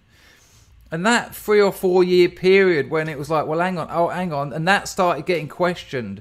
And I was forced to reconsider the very ideological ground that I walked on. Was some of the most intellectually profitable years of my life. In the space of a matter of 3 or 4 years, I grew more than the previous 20. And at my advanced vintage, that's incredible, because when you're younger, you can toss out... Sounds like you get radicalised on the internet to me. Old ideas and bring in new ones willy-nilly, no problem. But as you get older, because these things are so much more entwined with your identity, your lifestyle, your views, your outlook, your Weltanschauung, your worldview, it's a lot harder to have radical changes. And so for that to happen to me so late was an incredibly prosperous time mentally. And, you know, I put the phone down after that little chat. It just got cut short. I've had enough of this. This is dull. Let's disagree. Let's agree to disagree. So his old Marxist pals have now fell out with him that he's Nazi. And it's just the casualties of the culture war in it, Dangerfield. But hey ho. Brown teeth of Israel. Hello there. Brian of London in Bereshit Forest. Same name, yes, Bereshit, in the beginning. How are my teeth? Haha, big still brown joke. Sorry for being late. I had a massive bit of dental work and the dental cleaning and all that stuff. I wonder if fucking in there in the circles they're fucking listening to all my jibes and I don't know. Maybe there's other people calling them brown teeth as well. Okay, I'm going to talk about censorship and Tommy and Ozraeli Avi Yemeni being stopped at LAX, but I'll do that later. First, I'm going to talk about Bereshit. Well, what I'd first like to tell you, Brian, is you and Tom, you need to get Tommy to sort you out with some of his fucking little semen, because this is a much more pain-free way of delivering the whiteness effect that you're going after here to get rid of your brown coffee fucking stained teeth. And just to clarify for the people at home that aren't aware of this fact, when God was designing Brian's teeth, Mrs. God was on the blower, like that. Bing bong! God's like, alright Mrs. God, how you doing? And basically, God was on to a promise. Mrs. God had the fucking sussies and high heels on, the full shebang, man, and Mr. God's like, fuck! Fucking hell, man, I need to put his teeth in this guy's fucking mouth, man! So, what did God do? God's not perfect, we all know that. So what he done is he done a rush job, didn't he? And instead of, like he usually does, because God's almost perfect, not quite, but almost like he usually does, each individual teeth, one by one to make them nice and in line to give you a nice pretty smile. But no, with brown teeth of London, fuck, I'm going to go and get my hole. They just took a handful of a handful of teeth and went, just flung it at his face, and wherever the teeth lay, God's like, good to go. You're going to be called brown teeth of London when you grow old. A little space probe, true story. Which, unfortunately, landed on the moon, because I remember a few weeks ago when we were having some rockets from Hamas. One of the headlines was a rocket had landed in Israel. So our Bereshit landed on the moon in the same way. Anyway, I just wanted to show you about his brown teeth thing. I'd like to think I'm in his head, but who knows? And you get on to Tommy, brown teeth. He'll sort you right out, my man. Right out. So that's Tommy Robinson's Israeli handler. Let's have a wee bit more of Bigots First.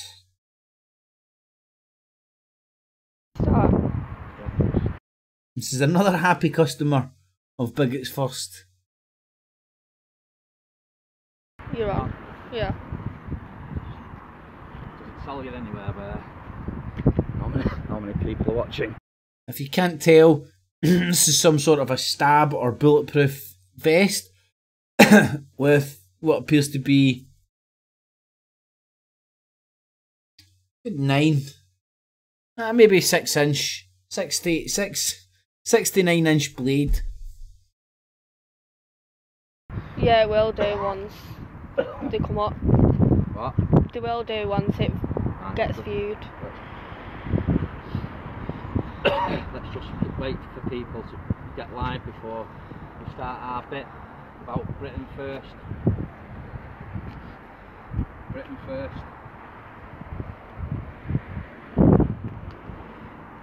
Shower of cunts, Britain first. Ooh. See the knife? Andrew Edge couldn't get his fucking little cock in a 19-year-old girl who likes me. He's making me out the bad guy, trying to make me look like a coke sniffer. I smoke weed, I don't drink, I don't even smoke, I don't do fuck all. Nothing whatsoever. I smoke bud, mate. I don't even smoke, I don't do any drug. Weed, weed, weed. That is me, day in, day out, all day long. You got a problem with that? Fuck that. Ayo. Stay for the flag burning. I'm gonna burn the fucking flag. And then I'm going to rip the fucking banner down off my pub that they got us evicted from. Britain fucking first. Oh, so Britain First came and fucked you up and got you evicted for your boozer. Great. Because we allowed you to have a meeting. And then, because of your fucking position, Andrew Edge, you thought you were bigger than you fucking were. And your daft fucking son, who's on his way down,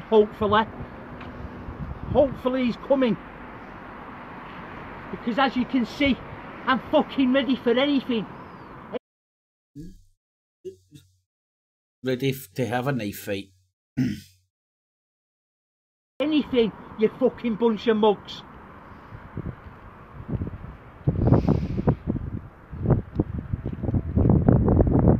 Bring yourself to me fucking pub. All you Britain First that think I'm a nonce, a fucking coke fiend, whatever. Anyone from Britain First has a problem with me. I'm in Harper Head, the Jolly Miller pub on Fernclough Road, M9 5TU. That's the postcode. Anyone that has a problem with what I'm doing and what I'm about to do, bring it on. Because not one of you fucking pussyholes worries me. Is anyone watching? It's disheartening when he's doing all this stuff and 2 people are watching, like, fuck! Don't worry, mate, you'll get a few views over the longevity of it anyway. So there's another happy customer of Britain First. I saw you in Eastbourne the other day, didn't I? What are you doing? I'm filming. I can film anything I like. It's a public place. You're on CCTV anyway. Go on then, call them. But why are you worried about being filmed? Oh, because it's just look at you. I've seen people pay money here. drawing it. Pardon? I've seen people with money. We've got a campaign going. We're selling these badges to pay for the campaign. I know you are. Where's your ID? That's illegal. Where's your ID? What ID? The ID card to do things like this, to collect money. Where's your licence? Can you not film me, please? No, Freaks I'll film me you. You can't stop me. Can you go And away, if you try it physically, you're on CCTV now. I'm not going to try and physically do anything. No, I'm not going. I'm going to stay here till you go. Call the police. Go on, get on the phone. I'll do it now. Hang on, I'll get on the phone. I've got another phone here. Calls them out for collecting monies under the disguise of helping the troops when they're ultimately there collecting their wages. And he bluffs them with saying he's phoning the cops, and they pack up and fuck off. Yet again, another happy customer of Britain First.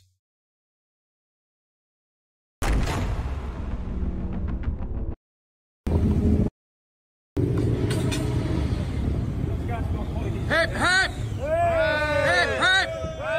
Hip hip! I think this sums up the whole movement.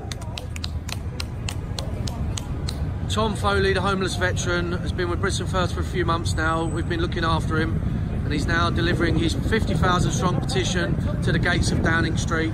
He was refused access to enter the grounds and deliver it to 10 Downing Street itself, so he's now delivering it to the gates.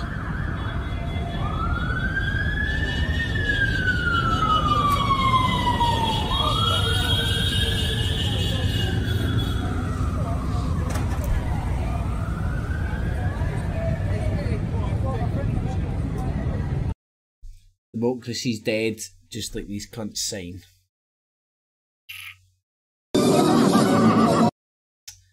Here, right here, standing right next to Paul Golden, is little Stevie Cowie. The guy who wrote a response to me. You can see the video was called A Response to Mr. C. Hooson. Why did I make this response? I don't know why you made it either, Stevie. Nobody listens to it. Like 40, 50 views or something. And that's him standing right there. Now, I don't know if you know this, but he's also Despicable Me. Now, he literally is the leader of fucking a bunch of minions. Quite fucking scary how much he does actually look like fucking Despicable Me. But there we go, there's my fucking rain, that's my gift to the world, my Rain Man ability to see cartoon characters and everybody. Whisper in your lover's ear, Stevie. Oh my god.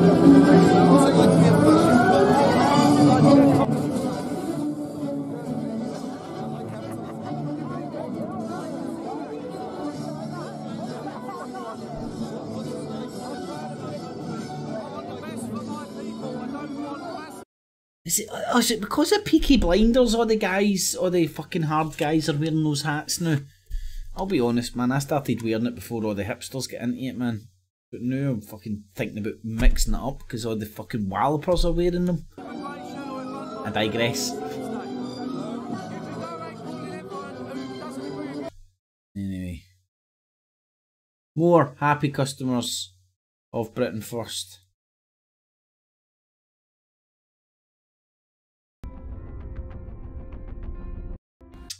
This was their election campaigning with a token black guy, John. I can't be racist because I'm clearly a recovering heroin addict. Anyway, maybe he's just a simpleton or it's not brain damaged by drugs. Who knows? But I couldn't see wee Stevie Cowie out on the campaign trail. Must not have been allowed out of those parts. Oh wow, they've removed this one as well. Well, as remember, Stevie Cowie has direct access to Britain First YouTube channel. So he must have been deleting them all. What one was that? That would have been Britain First ramps up election campaign. Hold on. Is it maybe still in my Telegram?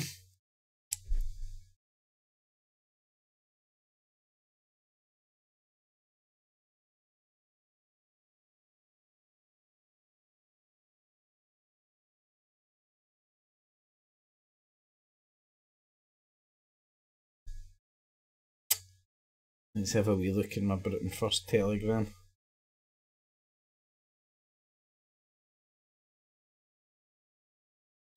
I'm sure it was in here earlier.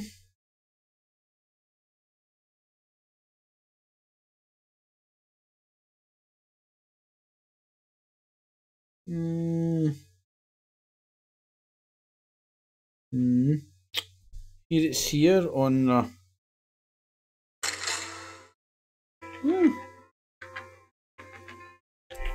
just watch it from the Telegram. We'll see if we can. Thank you for joining us. Myself and a team of Britain First canvassers are working very hard in Hertfordshire at the moment.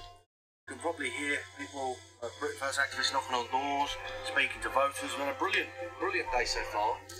All got electoral register. Anyway.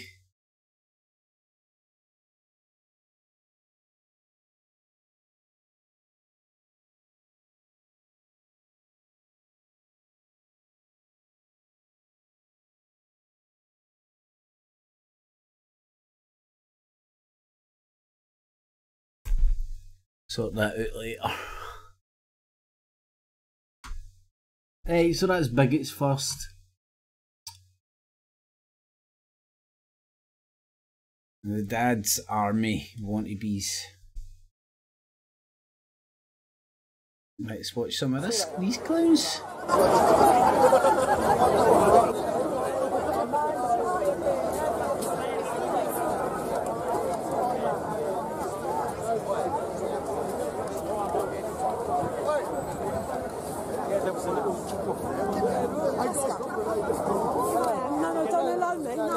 You called me on the name. No, I didn't call you. I didn't call you. You did. No, go away. Go away. Go away. Go away. I don't want to talk. Go away. Go away. Go away. Go away. Now, listen to this spaz, right? So she comes up and says, you called me a name or something, and he just runs away going, go away, go away, go away. And he just starts fucking ranting and raving a load of pish. Fuck off. You're fucking racist cunt. Fuck yourself, you cunt. Officer, these people are attacking me over an argument that took place. So, I've got to come at me in a gang. Got to come at me in a gang, have you? You've got to commit a gang. A gang. Excuse me, I've confronted on my own. You put because I was Jewish. Folks. No. Yes. No. No, I didn't. No, I didn't. Leave me alone. Leave me alone. Does this give you a sore head? Stop spitting! Stop spitting! They're trying to get me thrown out. No, you slandered me. You're racist. That's yours. No, I'm not going anywhere. What's that? Car's reversing. Just calm down. No, I'm not calm down. Don't come at me in a group. Red Cap Boy's telling you to calm down. You best calm down. Mate, you best calm down. Two people. Right, well, it doesn't matter.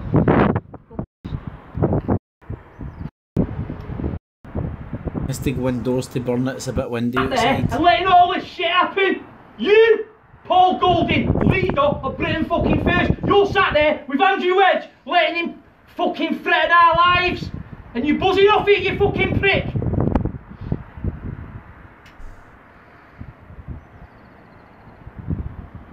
Thank fuck I didn't pay a tenner for that, and you left it the day you held your meeting here and got us all fired.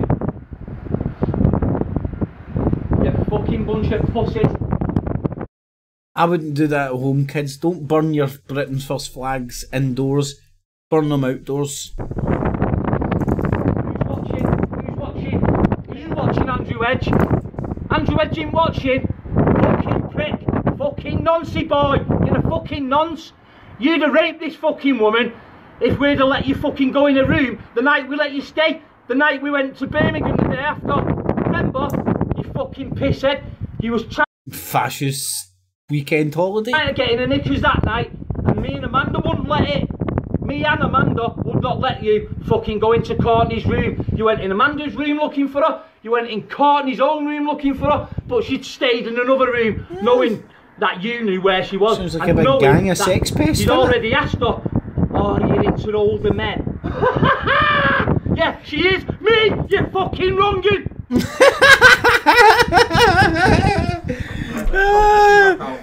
It's like, oh man,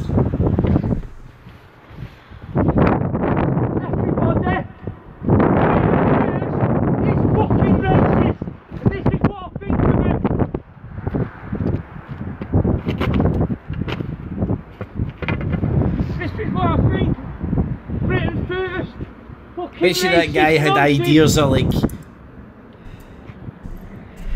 looking so cool, burning the flag and stuff. That's a bit better. That looks a wee bit more. There we go.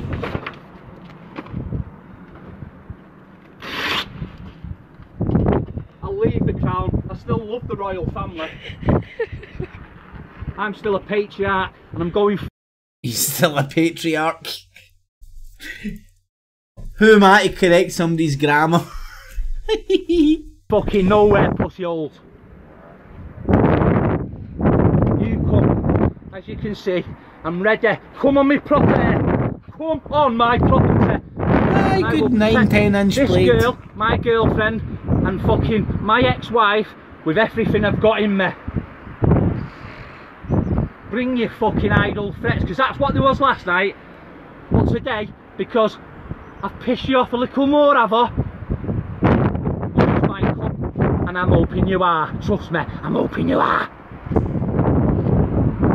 Bringing me dead daughter in the window. What? And now saying, oh, I've not got a dead daughter. You obviously don't know me, pussy hole. Right, fuck it off, I'm done. Hold on. Have you gone? Have you stopped it? Have you got out to say? Yeah. Yeah. I just think it's a joke what's happened. At the end of the day, I knocked Andrew Edge back because I don't look at him like that. And I was made to feel like a Joey to him every time I seen it. Not a real life fucking BMP fucking Coronation Street's brilliant, man. It was just make me think this, make me think that, blah blah blah blah, his attitude. What's he said to you in messages? And we've got the messages, we know that. What's he said to you in messages about go to his flat? Well, for instance, I said to him about partying at his house, and he said, oh yeah, we'll party when we get back. So I said, okay, me and Paul, yeah. And then he said, no, you on your own. So it's like, why would you want a 19-year-old on his own if he's not going to do anything with her? But in another breath, he's saying to you about me being just a kid, and then turning around asking me to go to his flat, a 19-year-old. And do what though? What was he wanting you to do? Sniff cocaine. Sniff cocaine? Yeah. Okay. But I'm the cokehead. No, I smoke. Well, familiar, similar to wee Stevie Cowie and all these Skype messages. I do cocaine, I do cocaine, I do like weirdly just lines and lines and lines and lines and lines of saying that. Weird ones, these people. Bud, you see it? And I don't deny it. I'm a criminal. I've been in jail. So fucking dig all the dirt you want on me, pussy boys. Come on. That's what I mean. He's just a dick, and as far as getting his nephews... Are you getting this, Andrew Edge? Because we're getting a few fucking people that are looking at it now. So I hope a few of Britain First are going to fucking see just what Britain First are like. Because like I said... What's that? Paul Golding is, actually... Paul Golding is sat there with Andrew Edge in London, and he knows exactly what Andrew Edge is texting and what Andrew Edge is texting me, because Paul Golding himself is then texting me saying, why are you saying this to me? You're a little bitch, Golding, you're a little bitch. You're not even looking after Jada, I don't think, because there's a few Britain First that are having a bit of problem with you not supporting Jada as much as you should, and so rightly so, because she was the face of Britain First. Fuck you, and fuck all you're about. I just think it's stupid the way that I've been played by Andrew Edge. We played him really, to be honest, because when he started the shit, I was with you, remember? We set it up. The conversation, I controlled. When I seen how Andrew Edge, the fucking nonce, was trying to get into Courtney, I had a problem with it, because she's mine. She's mine, mate. We wanted proof, didn't we? Yeah. We wanted proof. So we started, like, not egging it on, but letting him know that it could be him with a chance. Yeah. Set him up. But you had no chance. Honey trap. Mate, we were seeing how far you would go, you fucking wronging. You would go, you wronging, and you are a wronging. You are a wronging all of all sorts, mate. Not just wanting little girls, like you say. Because you said she's a little girl, not me. She's a grown woman, 19. She can vote, and she won't be voting for fucking Britain First. We'll be voting UKIP, and you can't make a phone call to stop us doing that, Andrew. Have you done? Because I'm done. Yeah. Right, guys, if you're from Britain First, be aware of fucking Andrew Edge. Paul Golding really has tried to fucking stay on the fence. So Paul, you know what? You're a dick. You should fucking boot Andrew Edge right to the curb, mate, because he will bring Britain First down. The guy is a fucking twat. See you later, guys. And I am sorry. If anyone knew me and liked me and now you don't, I'm sorry. I loved all you guys. I am a true 100% patriotic warrior and I love Britain First. But the way they've treated us, just because my ex-wife asked for another £200 and Andrew Edge couldn't get into fucking Courtney's knickers, is appalling. This is where we are. We're not going nowhere. So if any of you bad boys that keep on chatting you're coming down, want to come down, we're still here and we're not going fucking nowhere.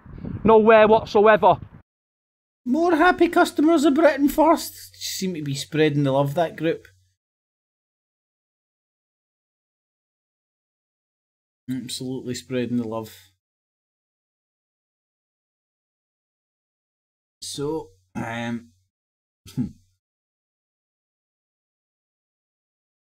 was Zero News. That done a... Where's my comment? My comment's here. Everybody didn't like me. Oh, well, he's not deleted my comment, has he? Hold on.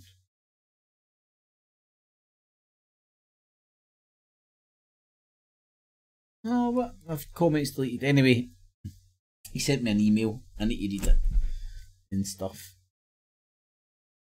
And get back to him. Right. People still suffering from ban psychosis. Yeah, just a quick word of warning here. Alert, alert, alert, alert, red alert for all cult members, red alert. Facebook are going way too far now with this censor. Oh, way too far. They went way too far last time, but now they're going way too far. I'll raise you one way too far by another two way too far. Way too far this time, way too far that time. A wee red line here, a wee red line here. Censorship, etc. If you're planning on sharing anything to do with Tommy Robinson, which I recommend you do, I also recommend NPCs, share Tommy Robinson stuff. That you download all your photos and videos, save them to images and videos on your phone, computer. Warning, this cult will cost you family members and albums of your photographs. So whatever. I mean, the same happened to my daughter. She lost about 10 years worth of family photos. So yeah, just a quick update on that. Oh, don't worry about it, mate. That last share of that stinky Muslim stealing the packet of crisps, I'm sure it was well worth 10 years of family photos going like that. Boom! Sure it was all worth it, mate, just for that last share. Look at this, look, the fucking Muslims are burning down Notre Dame now and everything. Anyway, now, granted, mate, I'm glad you're not licking a window when you're doing this, you're just licking the grass. Right? So you swap the window for the floor. I'm sure a floor licker's better than a window licker, but time will tell.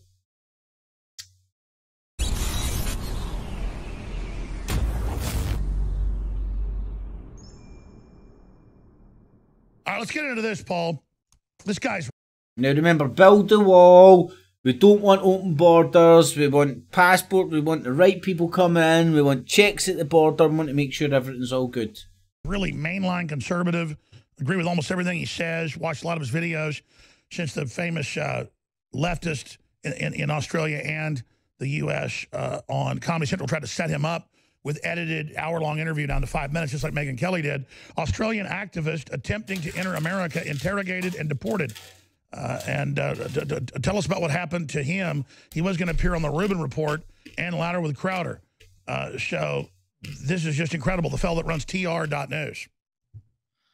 Yeah, this was an Australian activist, political commentator called Avi Yemeni. As he said, he appeared on a show with Jim Jeffries, who in public is a big leftist comedian, but apparently not in private. He makes edgy jokes all the time. He just doesn't want them on camera. So he was in an interview which was recorded before, way before the New Zealand mosque shooting. The mosque shooting happened, and then they tried to use that to smear Avi Yemeni by editing answers to questions which were different questions, exactly as Megyn Kelly did with you. So they gave him a question, then took an answer from a different question, slammed them together to smear him, to make him look like he hated Muslims, and that was the setup. Of course, he was recording the whole conversation, so it completely backfired on Jim Jeffries, released the full clip on YouTube. It got over 2 million views just on YouTube alone. Ooh, 2 million views. It went viral on Twitter as well. Jim Jeffries has yet to respond to it like 3 weeks later. So Yemeni said, right, I'm going to the US to confront Jim Jeffries and also appear on Crowder and Rubin's shows, as he said. So as soon as he landed in America, I think this was actually just this morning or last night, interrogated by the FBI, detained and immediately deported. Yemeni claims that it was at the behest of Comedy Central because they were trying to keep him away from Jim Jeffries. So we have Ilhan Omar saying she loves 9/11 and hates America. She can be in Congress, but a Jewish Australian well-spoken conservative gets lied about. He wants to come here and do a media tour to expose the lies, and he's banned. Yeah, and his Facebook page was deleted as well for hate speech. What a surprise. Again, no specific. What a surprise, all these far right, well, all these people pretending they're not far right, travelling the world, spreading their shite when they're nationalists, but they want to travel the world to spread their nationalistic movement globally. Doesn't make any sense. So do you want strong border control or do you not? Do you want open borders or border control? I can't make up my mind. I mean, look, Jufro Watson looking like a fucking cartoon Jew nowadays, isn't he? Like Peely Wally and everything, man.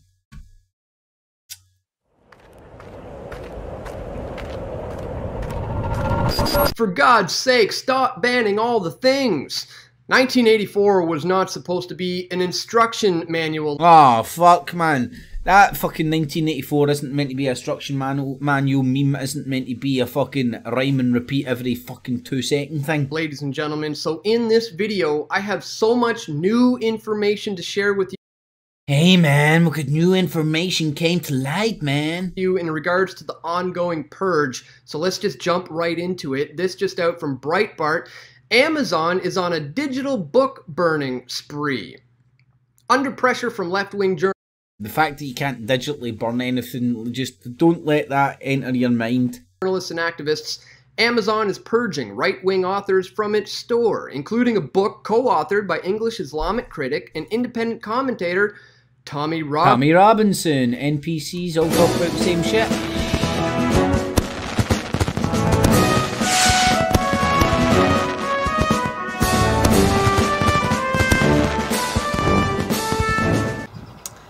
Alright folks, the day has come.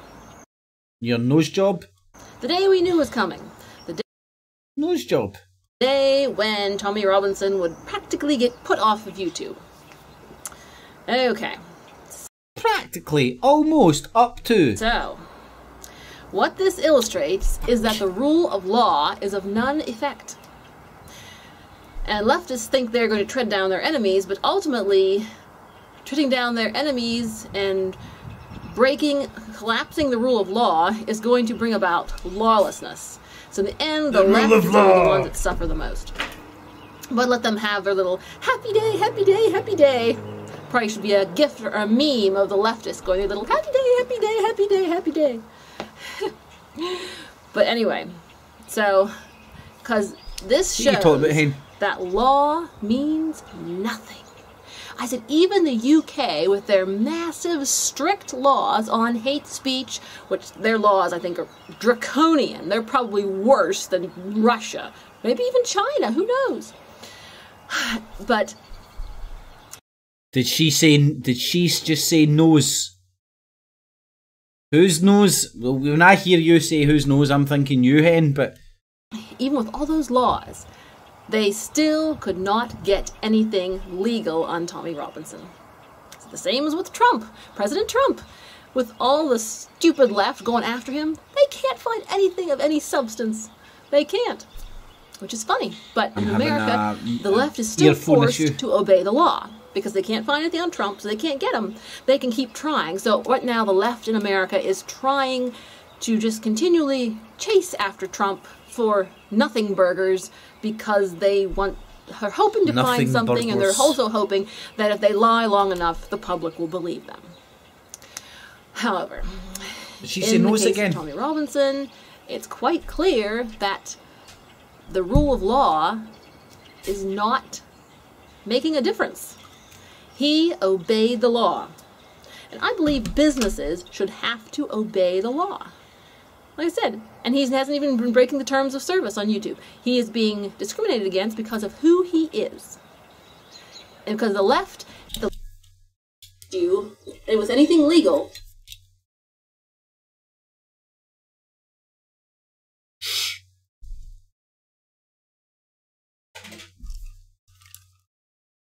Pain in the arse. But hey ho. That's the way love goes. That's the way love goes. So, wee bit of a substitute mid-flow there. They're going to get you anyway because they don't like you. So, this one thing I'll take away from her YouTube clip. Who knows? Nobody knows. Check her fucking nose. To YouTube, demanding that my videos and my channel be deleted and removed. Of course, giving no justification, just using the word hate. YouTube then made a public response saying that none of my videos breach any of their policies. There's also a video online you can watch where you'll see Naz Shah, who's a Muslim Labour MP, who's actually been anti-Semitic herself. She's also made comments about white victims of rape gangs, saying they need to just shut their mouths for the sake of diversity. This is an MP. So this MP, Yvette Cooper, another Labour MP, all these MPs, there's a video of them grilling the CEO of YouTube. This was about 18 months ago, demanding to know why my videos are still available to be watched. This is the problem where we currently face now in Britain, not just in Britain, across the world actually, but private businesses are having immense pressure put on them by political organisations to remove dissident voices. I'm a voice that continues to embarrass the British. Private businesses are kicking you off their platform because you're bad for business, you dumb fuck. British establishment. Now go and bake me a gay cake because the government forced you to. Embarrass their political parties for what they've allowed to happen in our country, and to raise awareness about the problems that their utopia world they want to bring in and change the culture and identity of our country forever. I talk about it. So I was removed from YouTube. I've been banned. They can call it whatever they want. The only reason why they haven't actually banned me is because they've already said I've been banned, I've been removed, they can call it whatever they want. The only reason they haven't actually banned me. Can you actually contradict yourself anymore? Right, let's do this experiment. Here's a Google search of Tommy Robinson. So here's 2 days ago, Tommy Robinson on the BBC, Tommy Robinson UKIP BBC. What's down here? Oh, Wikipedia page talking about Tommy Robinson. Then what's here? Latest news from the Independent about Tommy Robinson. And the third link down, what is this? This is Tommy Robinson YouTube. What's this? Oh, it's his YouTube channel, which he's still able to upload to. Hence why this video. Because they've already said publicly that I've not broke any of their terms or conditions. Facebook have removed me. I had 1.2 million. I was the most interacted with political Facebook page in Britain. Aye, but that was what he's not telling you there is like one of those pages that was mostly interactive was your Tommy Robinson sexdoll.com Facebook page where you could go and abuse Tommy Robinson as a sex doll. I had a reach and an interaction that politicians could only dream of. If I went live, I'd have 20,000 people watching me instantly. That would then spread to millions by the next day. No, you're so cool, Tommy. As we've seen with the Donald Trump election, even with the Modi election, with elections across...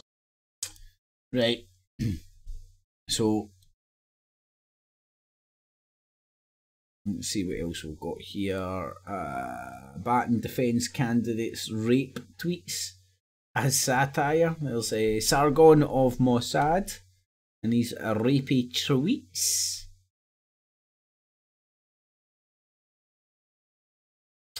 And there's Tommy Robinson on the internet when he's banned from the internet. Just remember that. He's banned from the internet, but he's on the internet. Right, sorry, this is a big folder. And this is the hidden far right and a lot of stuff.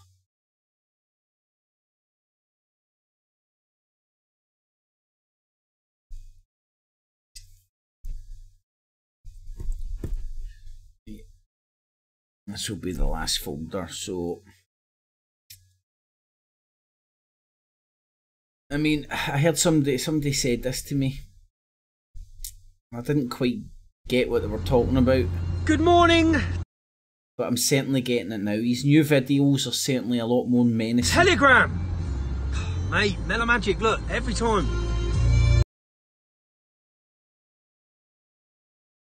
Cock knows every time. And I'm ready. And I'm making plans. And the world is going to hear about my plans in the next week. And I need every single one of you to be activists. Speak soon. He's mobilising his window-a-licking army. London. Just got here by train. And I am coming to see my solicitor. And I guess loads of people would expect that I walk around with security, but I don't, ever. Anyway. What about your cousin, big hey, you guys, I'm Carol. I go everywhere I want to go on my own, and surprisingly, not surprisingly, because there's this big myth that I'm the most hated man, I get a great reception. Everywhere I go. I don't really get a negative reception. So this whole thing, that's why I sense how the public feel, even in London. I get to sense how the public are feeling, because they're not feeling negativity towards me. In fact, I only get people who shake my hand. Do you know what? I can't remember last time I played for a black cab. Whenever I get in a black cab, they just refuse to take money and offer support. That's why I always say, fuck Uber. Support last working class trade. Good evening, everyone. So you're probably aware of the fact that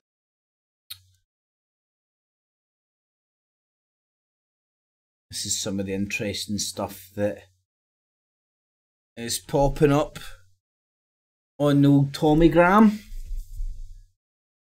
And no, the Tommygram isn't actually an app for getting cocaine delivered. It's an app to hear Tommy Robinson's bigoted, xenophobic messages getting delivered. Tommy Robinson has lost his Facebook and Instagram accounts to ongoing censorship. Conveniently timed, given the release of his Panodrama documentary, which is absolutely bullshit. What's even more interesting, however, is how his tone has somewhat changed. I feel that now that Tommy Robinson has finally realised that it doesn't matter how much he holds back, how sensible he is, he's always going to hit these sorts of walls. His most recent YouTube video is absolutely worth a watch. About 4 minutes in, he refers not directly but indirectly to the Great Replacement, and indeed replacement level migration. And this is obviously the exact same thing the lunatic down in Christchurch was shouting about, and actually visited some of the groups somewhere in Europe, can't remember where. Something we welcome as identitarians, because it is the single most pressing issue for Europeans, our ethno-cultures, and indeed our civilization. Give it a watch. Beautiful.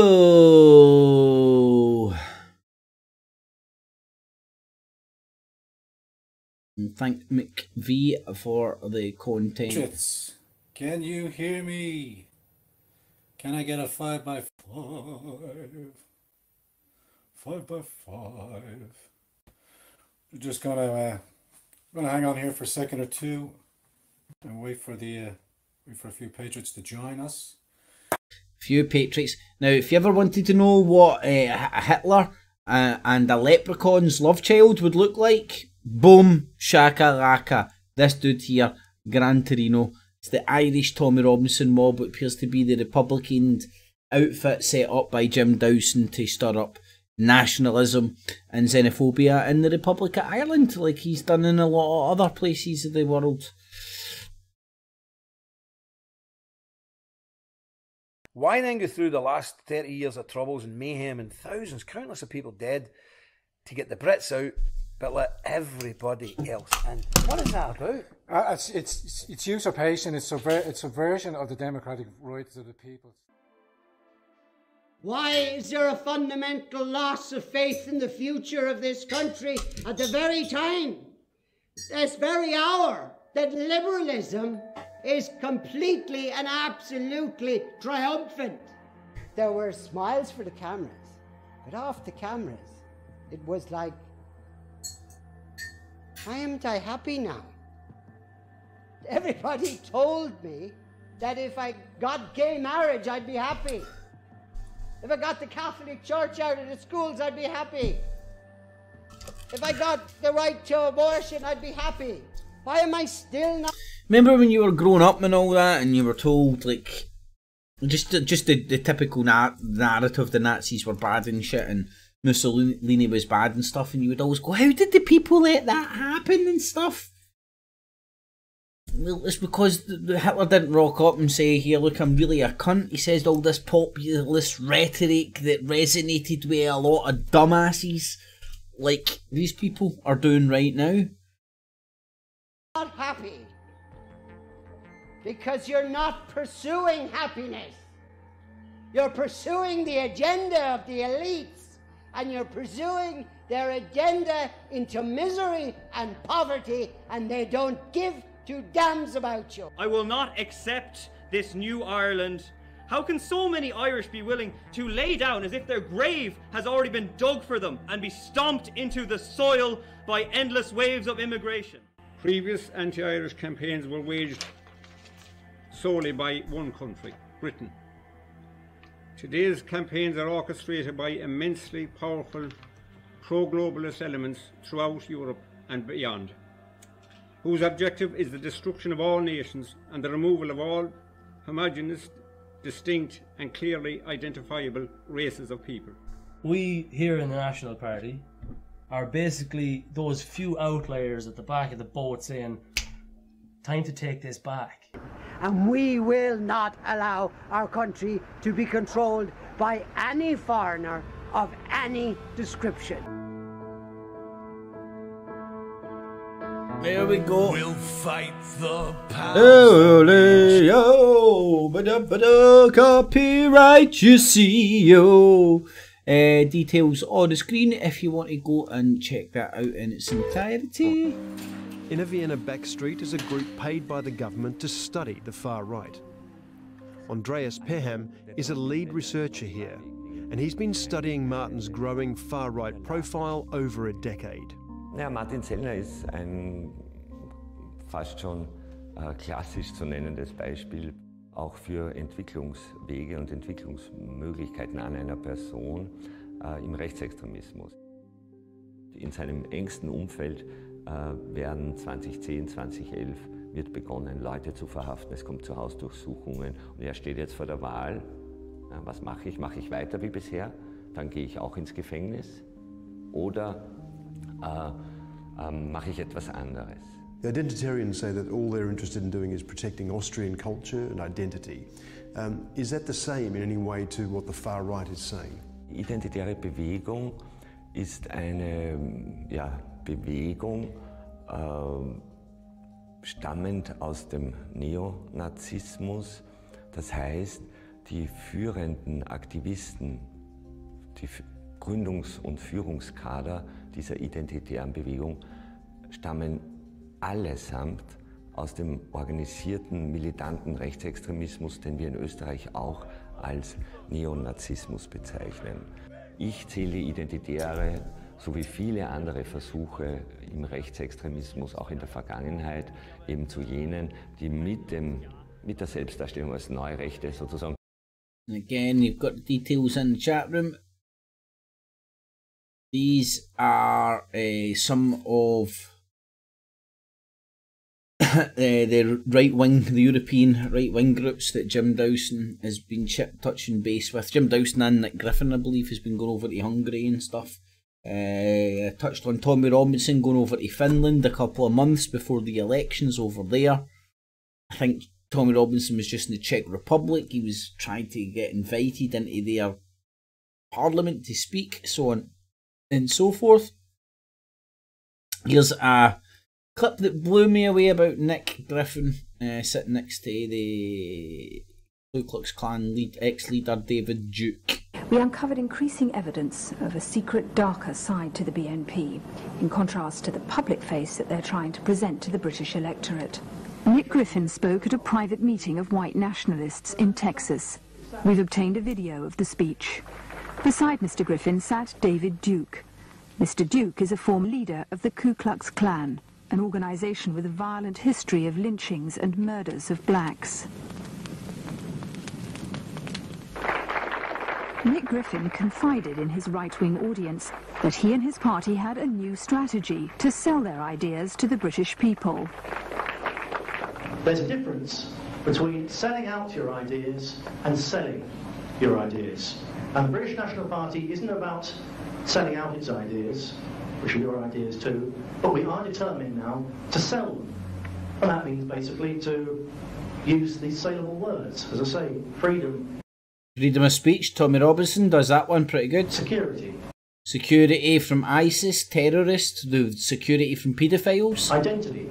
Identity, Project Identity, Identitarians. Democracy. Democracy, we're for saving our democracy, democracy's dead, Brexit. Nobody can criticise them. Yep, nobody can criticise those things unless you can understand it's populist rhetoric that's getting used by these people who spin rhetoric to indoctrinate you and tickle your balls and vaginas. Nobody can come at you and attack you on those ideas. They are saleable. Perhaps one day, once by being rather more subtle, we've got ourselves in a position where we control the British broadcasting media, then perhaps one day the British people might change their mind and say, yes, every last one must go. Perhaps they will one day. But if you hold that out as your sole aim to start with, you're going to get absolutely nowhere. So, instead of talking about racial purity, we talk about identity. So once again, the so-called New Style BNP is just a front run by old-style extremists. So rather than talk about going after any particular race group, go after it's not a race, it's an ideology.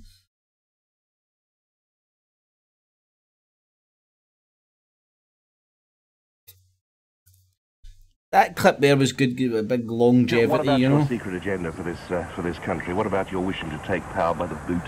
What about your... Through the ballot box. You want to do? Send them all home? Yes. Force them to go, whether they want to go or not, whether they were born here or not. Ultimately, yes.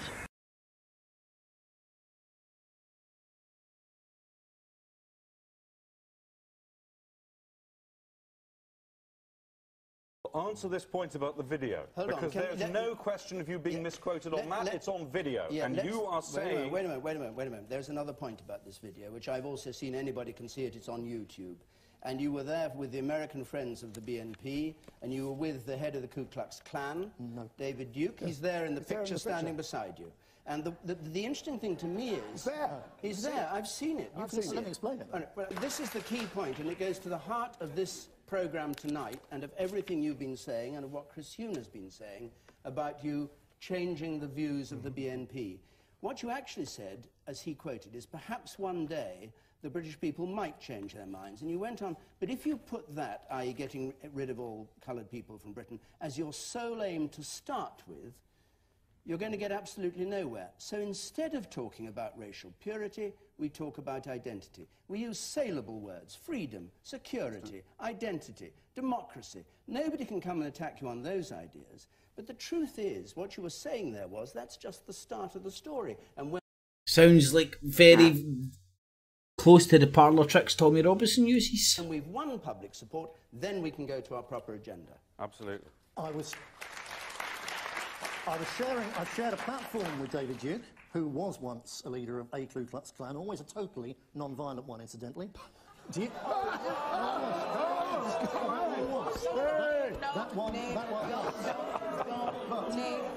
Nick, excuse me.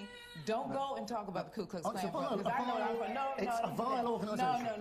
No. I can tell you about David Duke. We don't have time for that. Don't be asked. But can we reframe this whole question? The point about this is, why should anybody trust what you say? Why should anybody think it's any more than a facade? Why should anybody trust any politician? All of it. Could I just come in here? Because we've seen over the last week, and we've seen it in front of our eyes this evening, that the moment anybody puts an uncomfortable quotation to Mr. Griffin, he says, I didn't say that, it wasn't quite like that. Well, most of us actually seen these things on YouTube.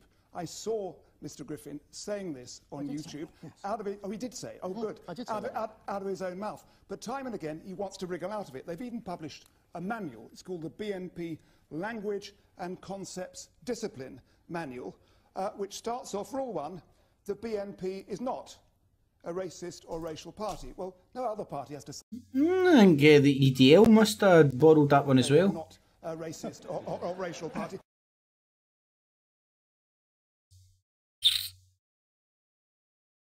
So thank McVie again for the content. Within the European Union, there are plenty of populist movements. Salvini, Le Pen, Wilders, Philip de Winter. UKIP have never formed any allegiance with any of these. They've not become part of a populist revolution movement that's happening. Nigel Farage always refused to have anything to do with any of them because of their extremism or racism or Islamophobia. Britain needs representatives there that are working to form relationships with the Hungarians, with the Polish. Hungarians. Mate, you need your teeth filed down a wee bit still. With the future resistance in Europe, and Britain needs to be part of it. I don't really see anyone at all that's currently standing that will be willing to put that together. Count Dankula and Sargon. Do I look fucked? On this EU MEP vote, what do you think would throw a spanner amongst the works more than anything? What do you think they dread more than anything? They have to pay you £100,000 a year. What do you think would throw a spanner amongst the works? Ooh. Monkey see, monkey do. Danny and Tommy up a tree.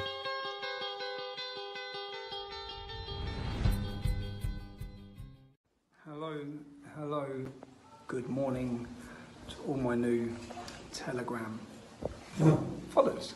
Thank you very much. Just when they thought they could end it. I'm having a much needed break. I needed a break. I was at the end of my tether with everything that had happened. So much had gone on. I shouldn't even have done that Brexit rally. I disappointed myself with that Brexit rally.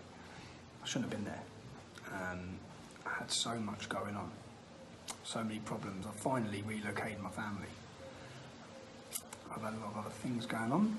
And then I went for a break and to recharge my batteries.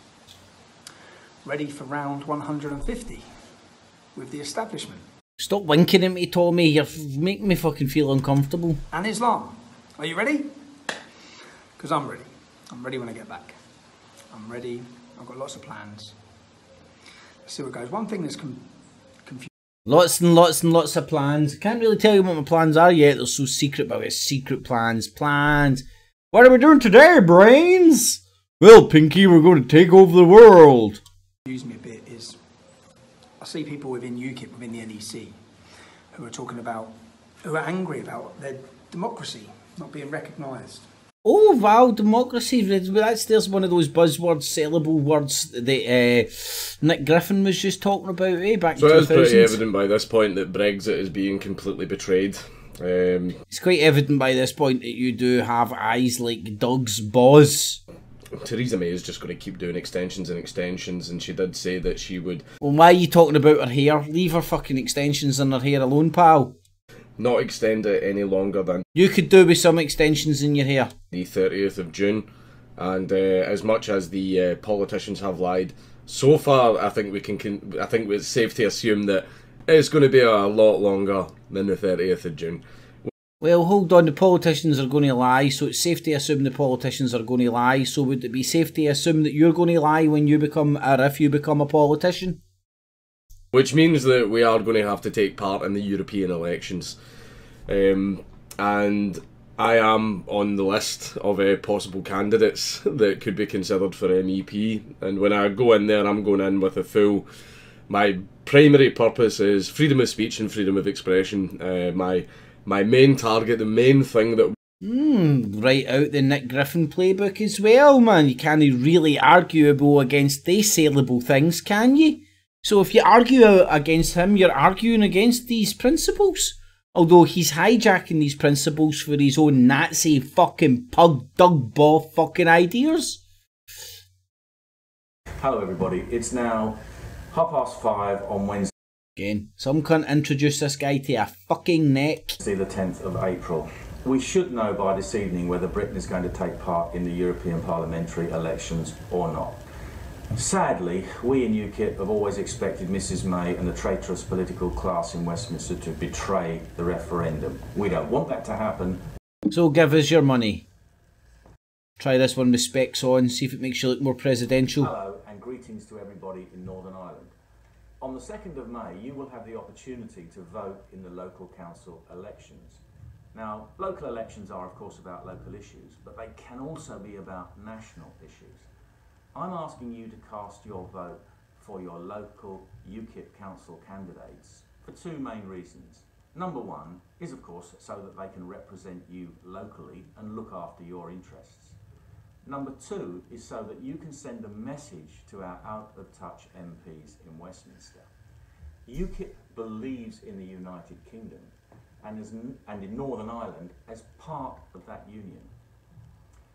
Nearly 350,000 of you voted to... So UKIP could work with the DUP a lot better than Theresa May's Conservatives. ...leave the European Union in the referendum of 2016. The result of that referendum has been betrayed by the cross-party political class in Westminster. By voting UKIP on the 2nd... Hello! Yes! That's right. Right. You see... What's right? British nationalist candidates standing in the forthcoming council elections in May. Wow, right, so Britain First is standing, UKIP is standing, Count Spunkula is standing, Sargon standing, I think that V guy in Romania is standing even though he's a fucking Romanian jippo. Paul Jeffro Watson's Jeffro is standing. At least about 8 inches now. So, all these people running in all these elections...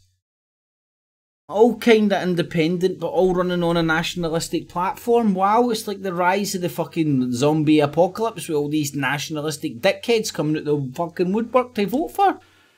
Should be working hard now and riding high on the belief many will be elected. But sadly, that's not going to happen, is it? No. In fact, we haven't even got a credible or respectable British nationalist party to get behind.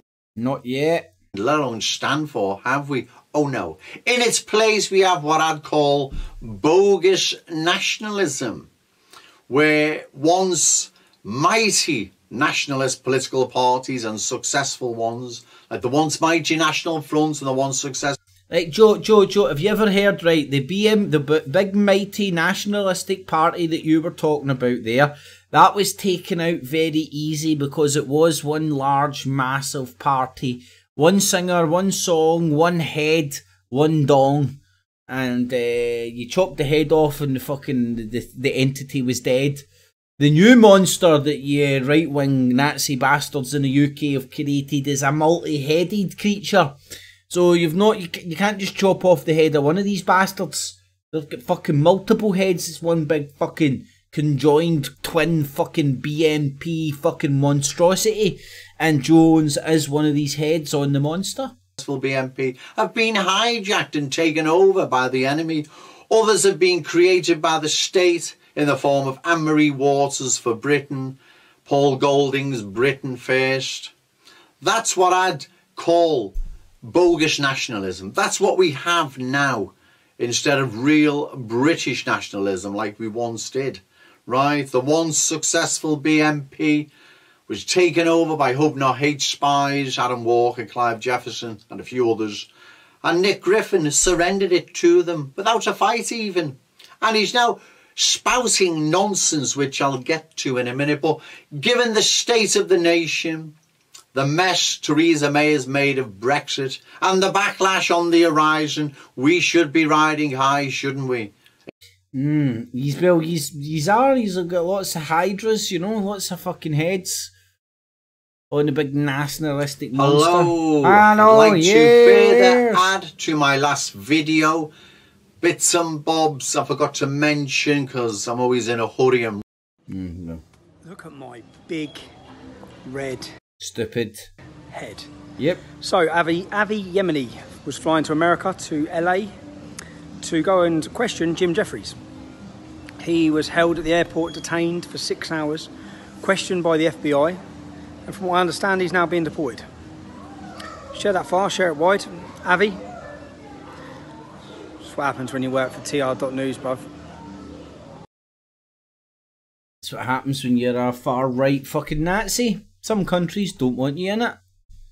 And here is the Mirror talking about Nazi pug YouTuber Count Spunkula says he's standing for UKIP in Euro election. Shit. What the fuck? Look at this thing, man. If that Sargon. Like Jack Black, fucking Jack Black's ugly brother. Sargon is running for UEMP. If he gets elected, I'll be on 2 degrees of separation from Jean-Claude Juncker. 2 degrees of separation from Guy Verhofstadt. Well, you're already just 1 degree separation for fucking Frankenstein's fucking monster, you fucking troll. Maybe 3 degrees of separation between myself and fat bastards. Any fat bastard. Angela Merkel, huh? Actually, it will be great. I think I will go to the European Parliament and film. I was going to say like shoot some shit, but no. Filming, as in shooting the camera, you know? Jesus. You can't joke anymore on the internet now, can you? Well, it seems you can't because look, internet troll. These internet trolls are so dangerous. They might get elected into positions of power one day. Wherever Sargon of Akkad went, hit pieces were soon to follow. It's not that they bring anything new. It's like the same regurgitated crap that they keep bringing. But they constantly have to remind people. It's like, by the way... Why can't that guy breathe through his nose? Hello. Hello. Yeah. We are the Billy Boys. Hello. You'll know us by a noise. Yes, that's right. Yes, that's right. The guy in the screenshot of the front of the video is a Ugandan gentleman. Yeah, they got a token black to say some shit that you liked some shit I said. Now I'm just putting him on a poster and everything. Honestly, fucking Starving Marvin, I think his name is. And he's putting Starving Marvin on a fucking flyer. Jones, you're just caring your community, mate. It's just spectacular.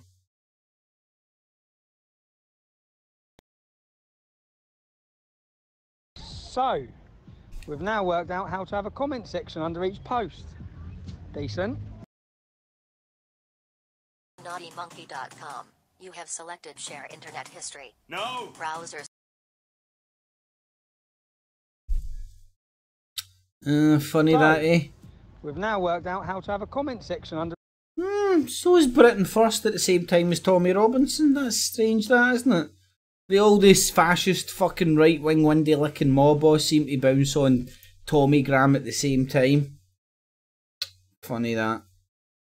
Just a wee coincidence.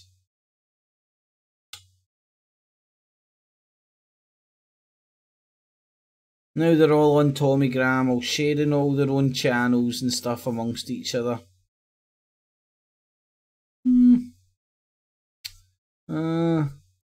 What we're gonna do with the window licking? What we're gonna do with the windy licking army? What we're gonna do with the windy licking army? What we're gonna do with the windy licking army? Early in the morning. Give them a Rubik's Cube and come back in the morning. Give them a Rubik's Cube and come back in the morning. Give them a Rubik's Cube and come back in the morning when they licking army. There's a song in that.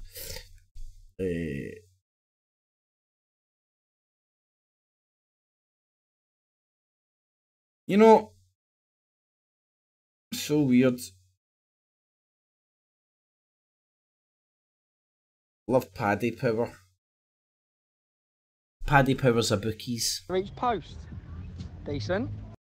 Anyway, sorry. You know how it is. News travels fast. Hello, Strut Romeo.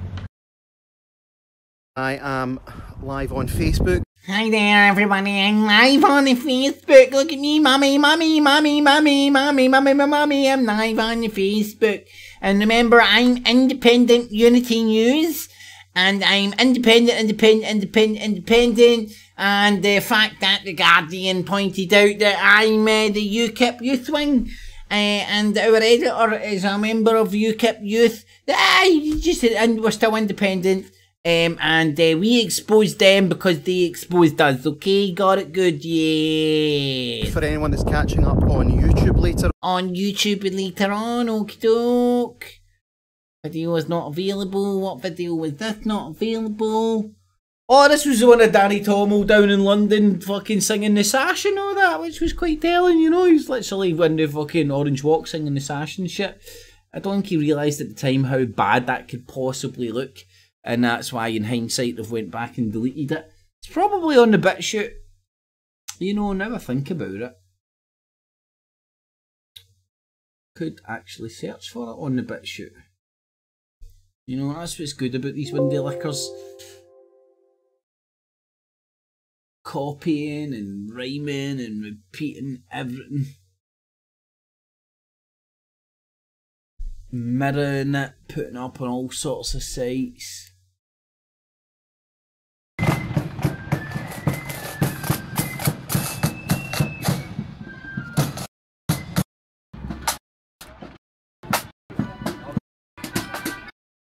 Don't know if it's the same one. Nah, it's not got Danny Tomo on it. March to Downing Street.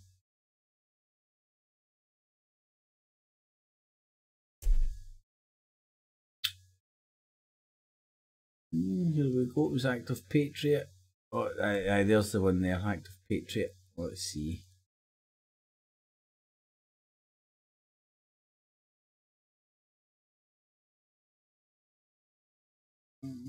Fill up. Nah, down as well. Sure, I might be. I'm sure Danny Tomo was there. But anyway, that's the one that isn't. My name is Carl Benjamin. I'm a... No, it's not. No, it's not. It's either Sargon of Mossad or Jeremy Beadle's love child. And I know it to be true. Member of the United Kingdom Independence Party and... No, no, you're not. You're an independent journalist. I'm campaigning to be an MEP for the southwest of England. No, you're not. You're a blogger. Liberal, and I voted and... You're a classic liberal. Campaigning to be an MEP for the southwest of England. I'm a centrist liberal, and I voted and campaigned for Brexit, so as you might imagine, I do not actually want to become an MEP. I want to see Britain out of the European Union. So you're campaigning to become an MEP because you don't actually want to become an MEP. Got to love this stuff. What is Nigel up to? I don't know. Anti-feminist YouTuber This independent journalist media guy, Tim Baldypool, is honestly an independent journalist and really tells you as it is. He's independent, don't you know? He's not left-wing, he's not right-wing, he's independent. Carl Benjamin, who goes by the name Sargon of Akkad Online, has announced that he will be campaigning to become a member of the European Parliament. Anti-feminist YouTuber Carl... He's an anti-feminist YouTuber. I thought Sargon of Akkad just told us he's a central liberalist. Now Tim Baldypool is telling us he's an anti-feminist. I'm confused. And That is Tommy Robinson, UKIP, alt-rights, and the hidden alt-right in the UK, and it shows you the network behind a lot of these apparent talking heads who are pretending to be independent. I'm an independent journalist, but now I'm an MEP. I'm a classic liberal. Oh god, it's just so confusing, it's a load of shite. But I think what was really noteworthy there was that Nick Griffin's speech back in 2000 to the American Friends of the BNP. Again, this stuff wouldn't typically get videoed and put out there because in hindsight it looks really bad because they're so near there that they're willing to manipulate you. It's kind of like a lot of the videos of millennial voes out there where he's talking about fucking doxing people, bullying people, fucking having wee black books on people, all forms of shady, fucking horrible, fucking retarded shit. And nobody calls him out in it because he's a big Scottish spaz. Anyway, thanks for tuning in, everybody. Hopefully you enjoyed tonight's Not the InfoWars Nightly News. Make sure you thumbs it up, share it with your friends, family and foes. Help the channel and the show grow. I'm digitally busking. Everything's available and accessible free of charge. I hope to do such a good job you will find value in what I do and use your spare change, not your life savings, on the Patreon and PayPal buttons down below. And a mega thanks to everybody that does.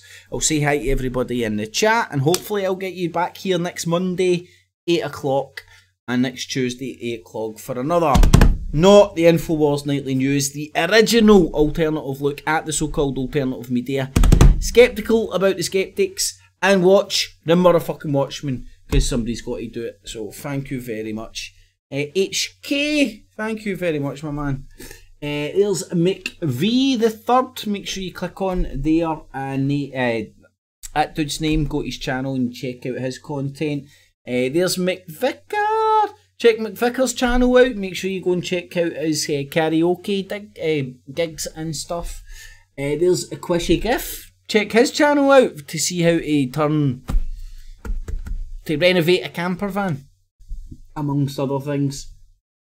Apple Charlotte in the evening, guys and girls. Thanks for joining, everybody. So Charlotte, McVie, Quishy Gif, Lazy Jesus, Cecil, McVicker, Cheech, Blazing. Thanks for joining, guys and girls. HK, thank you very much. Cheech, Cecil, Creepy Crawl, how you doing? Cheech, HK, Apple Charlotte, Stewie was in as well. Cecil, McVie, Charlotte, Cheech, Quishy, Blazing Stars, Apple, Punk on the Whiskey, Roberto Carlos, how you doing, my man? Hope you're keeping well. The Lazy Jesus was in as well. Mahatma was in as well. Chinny18 was in as well. So hopefully I've managed to say hi to all of yous. If I've missed you out, Illuminati confirmed. Hopefully I'll give you a shout out next week. Make sure you stick a wee thumbs up. Share it with your friends, family, foes. Whew, and I'm good to go. I'm going to go and see if I can find the Man U highlights and some Eat My Crisps. Alrighty, boob tubes. Have a good tune. Catches. Keeps clear. Tonight at 11. Doom! It's a plan! And I'm angry! I'm not a slave! I've broken the conditioning! It doesn't work on me! I'm primitive, I'm real, I know the enemy, and if we can have this spirit of normal humanity spread, it's over for the globalist! Break the conditioning now!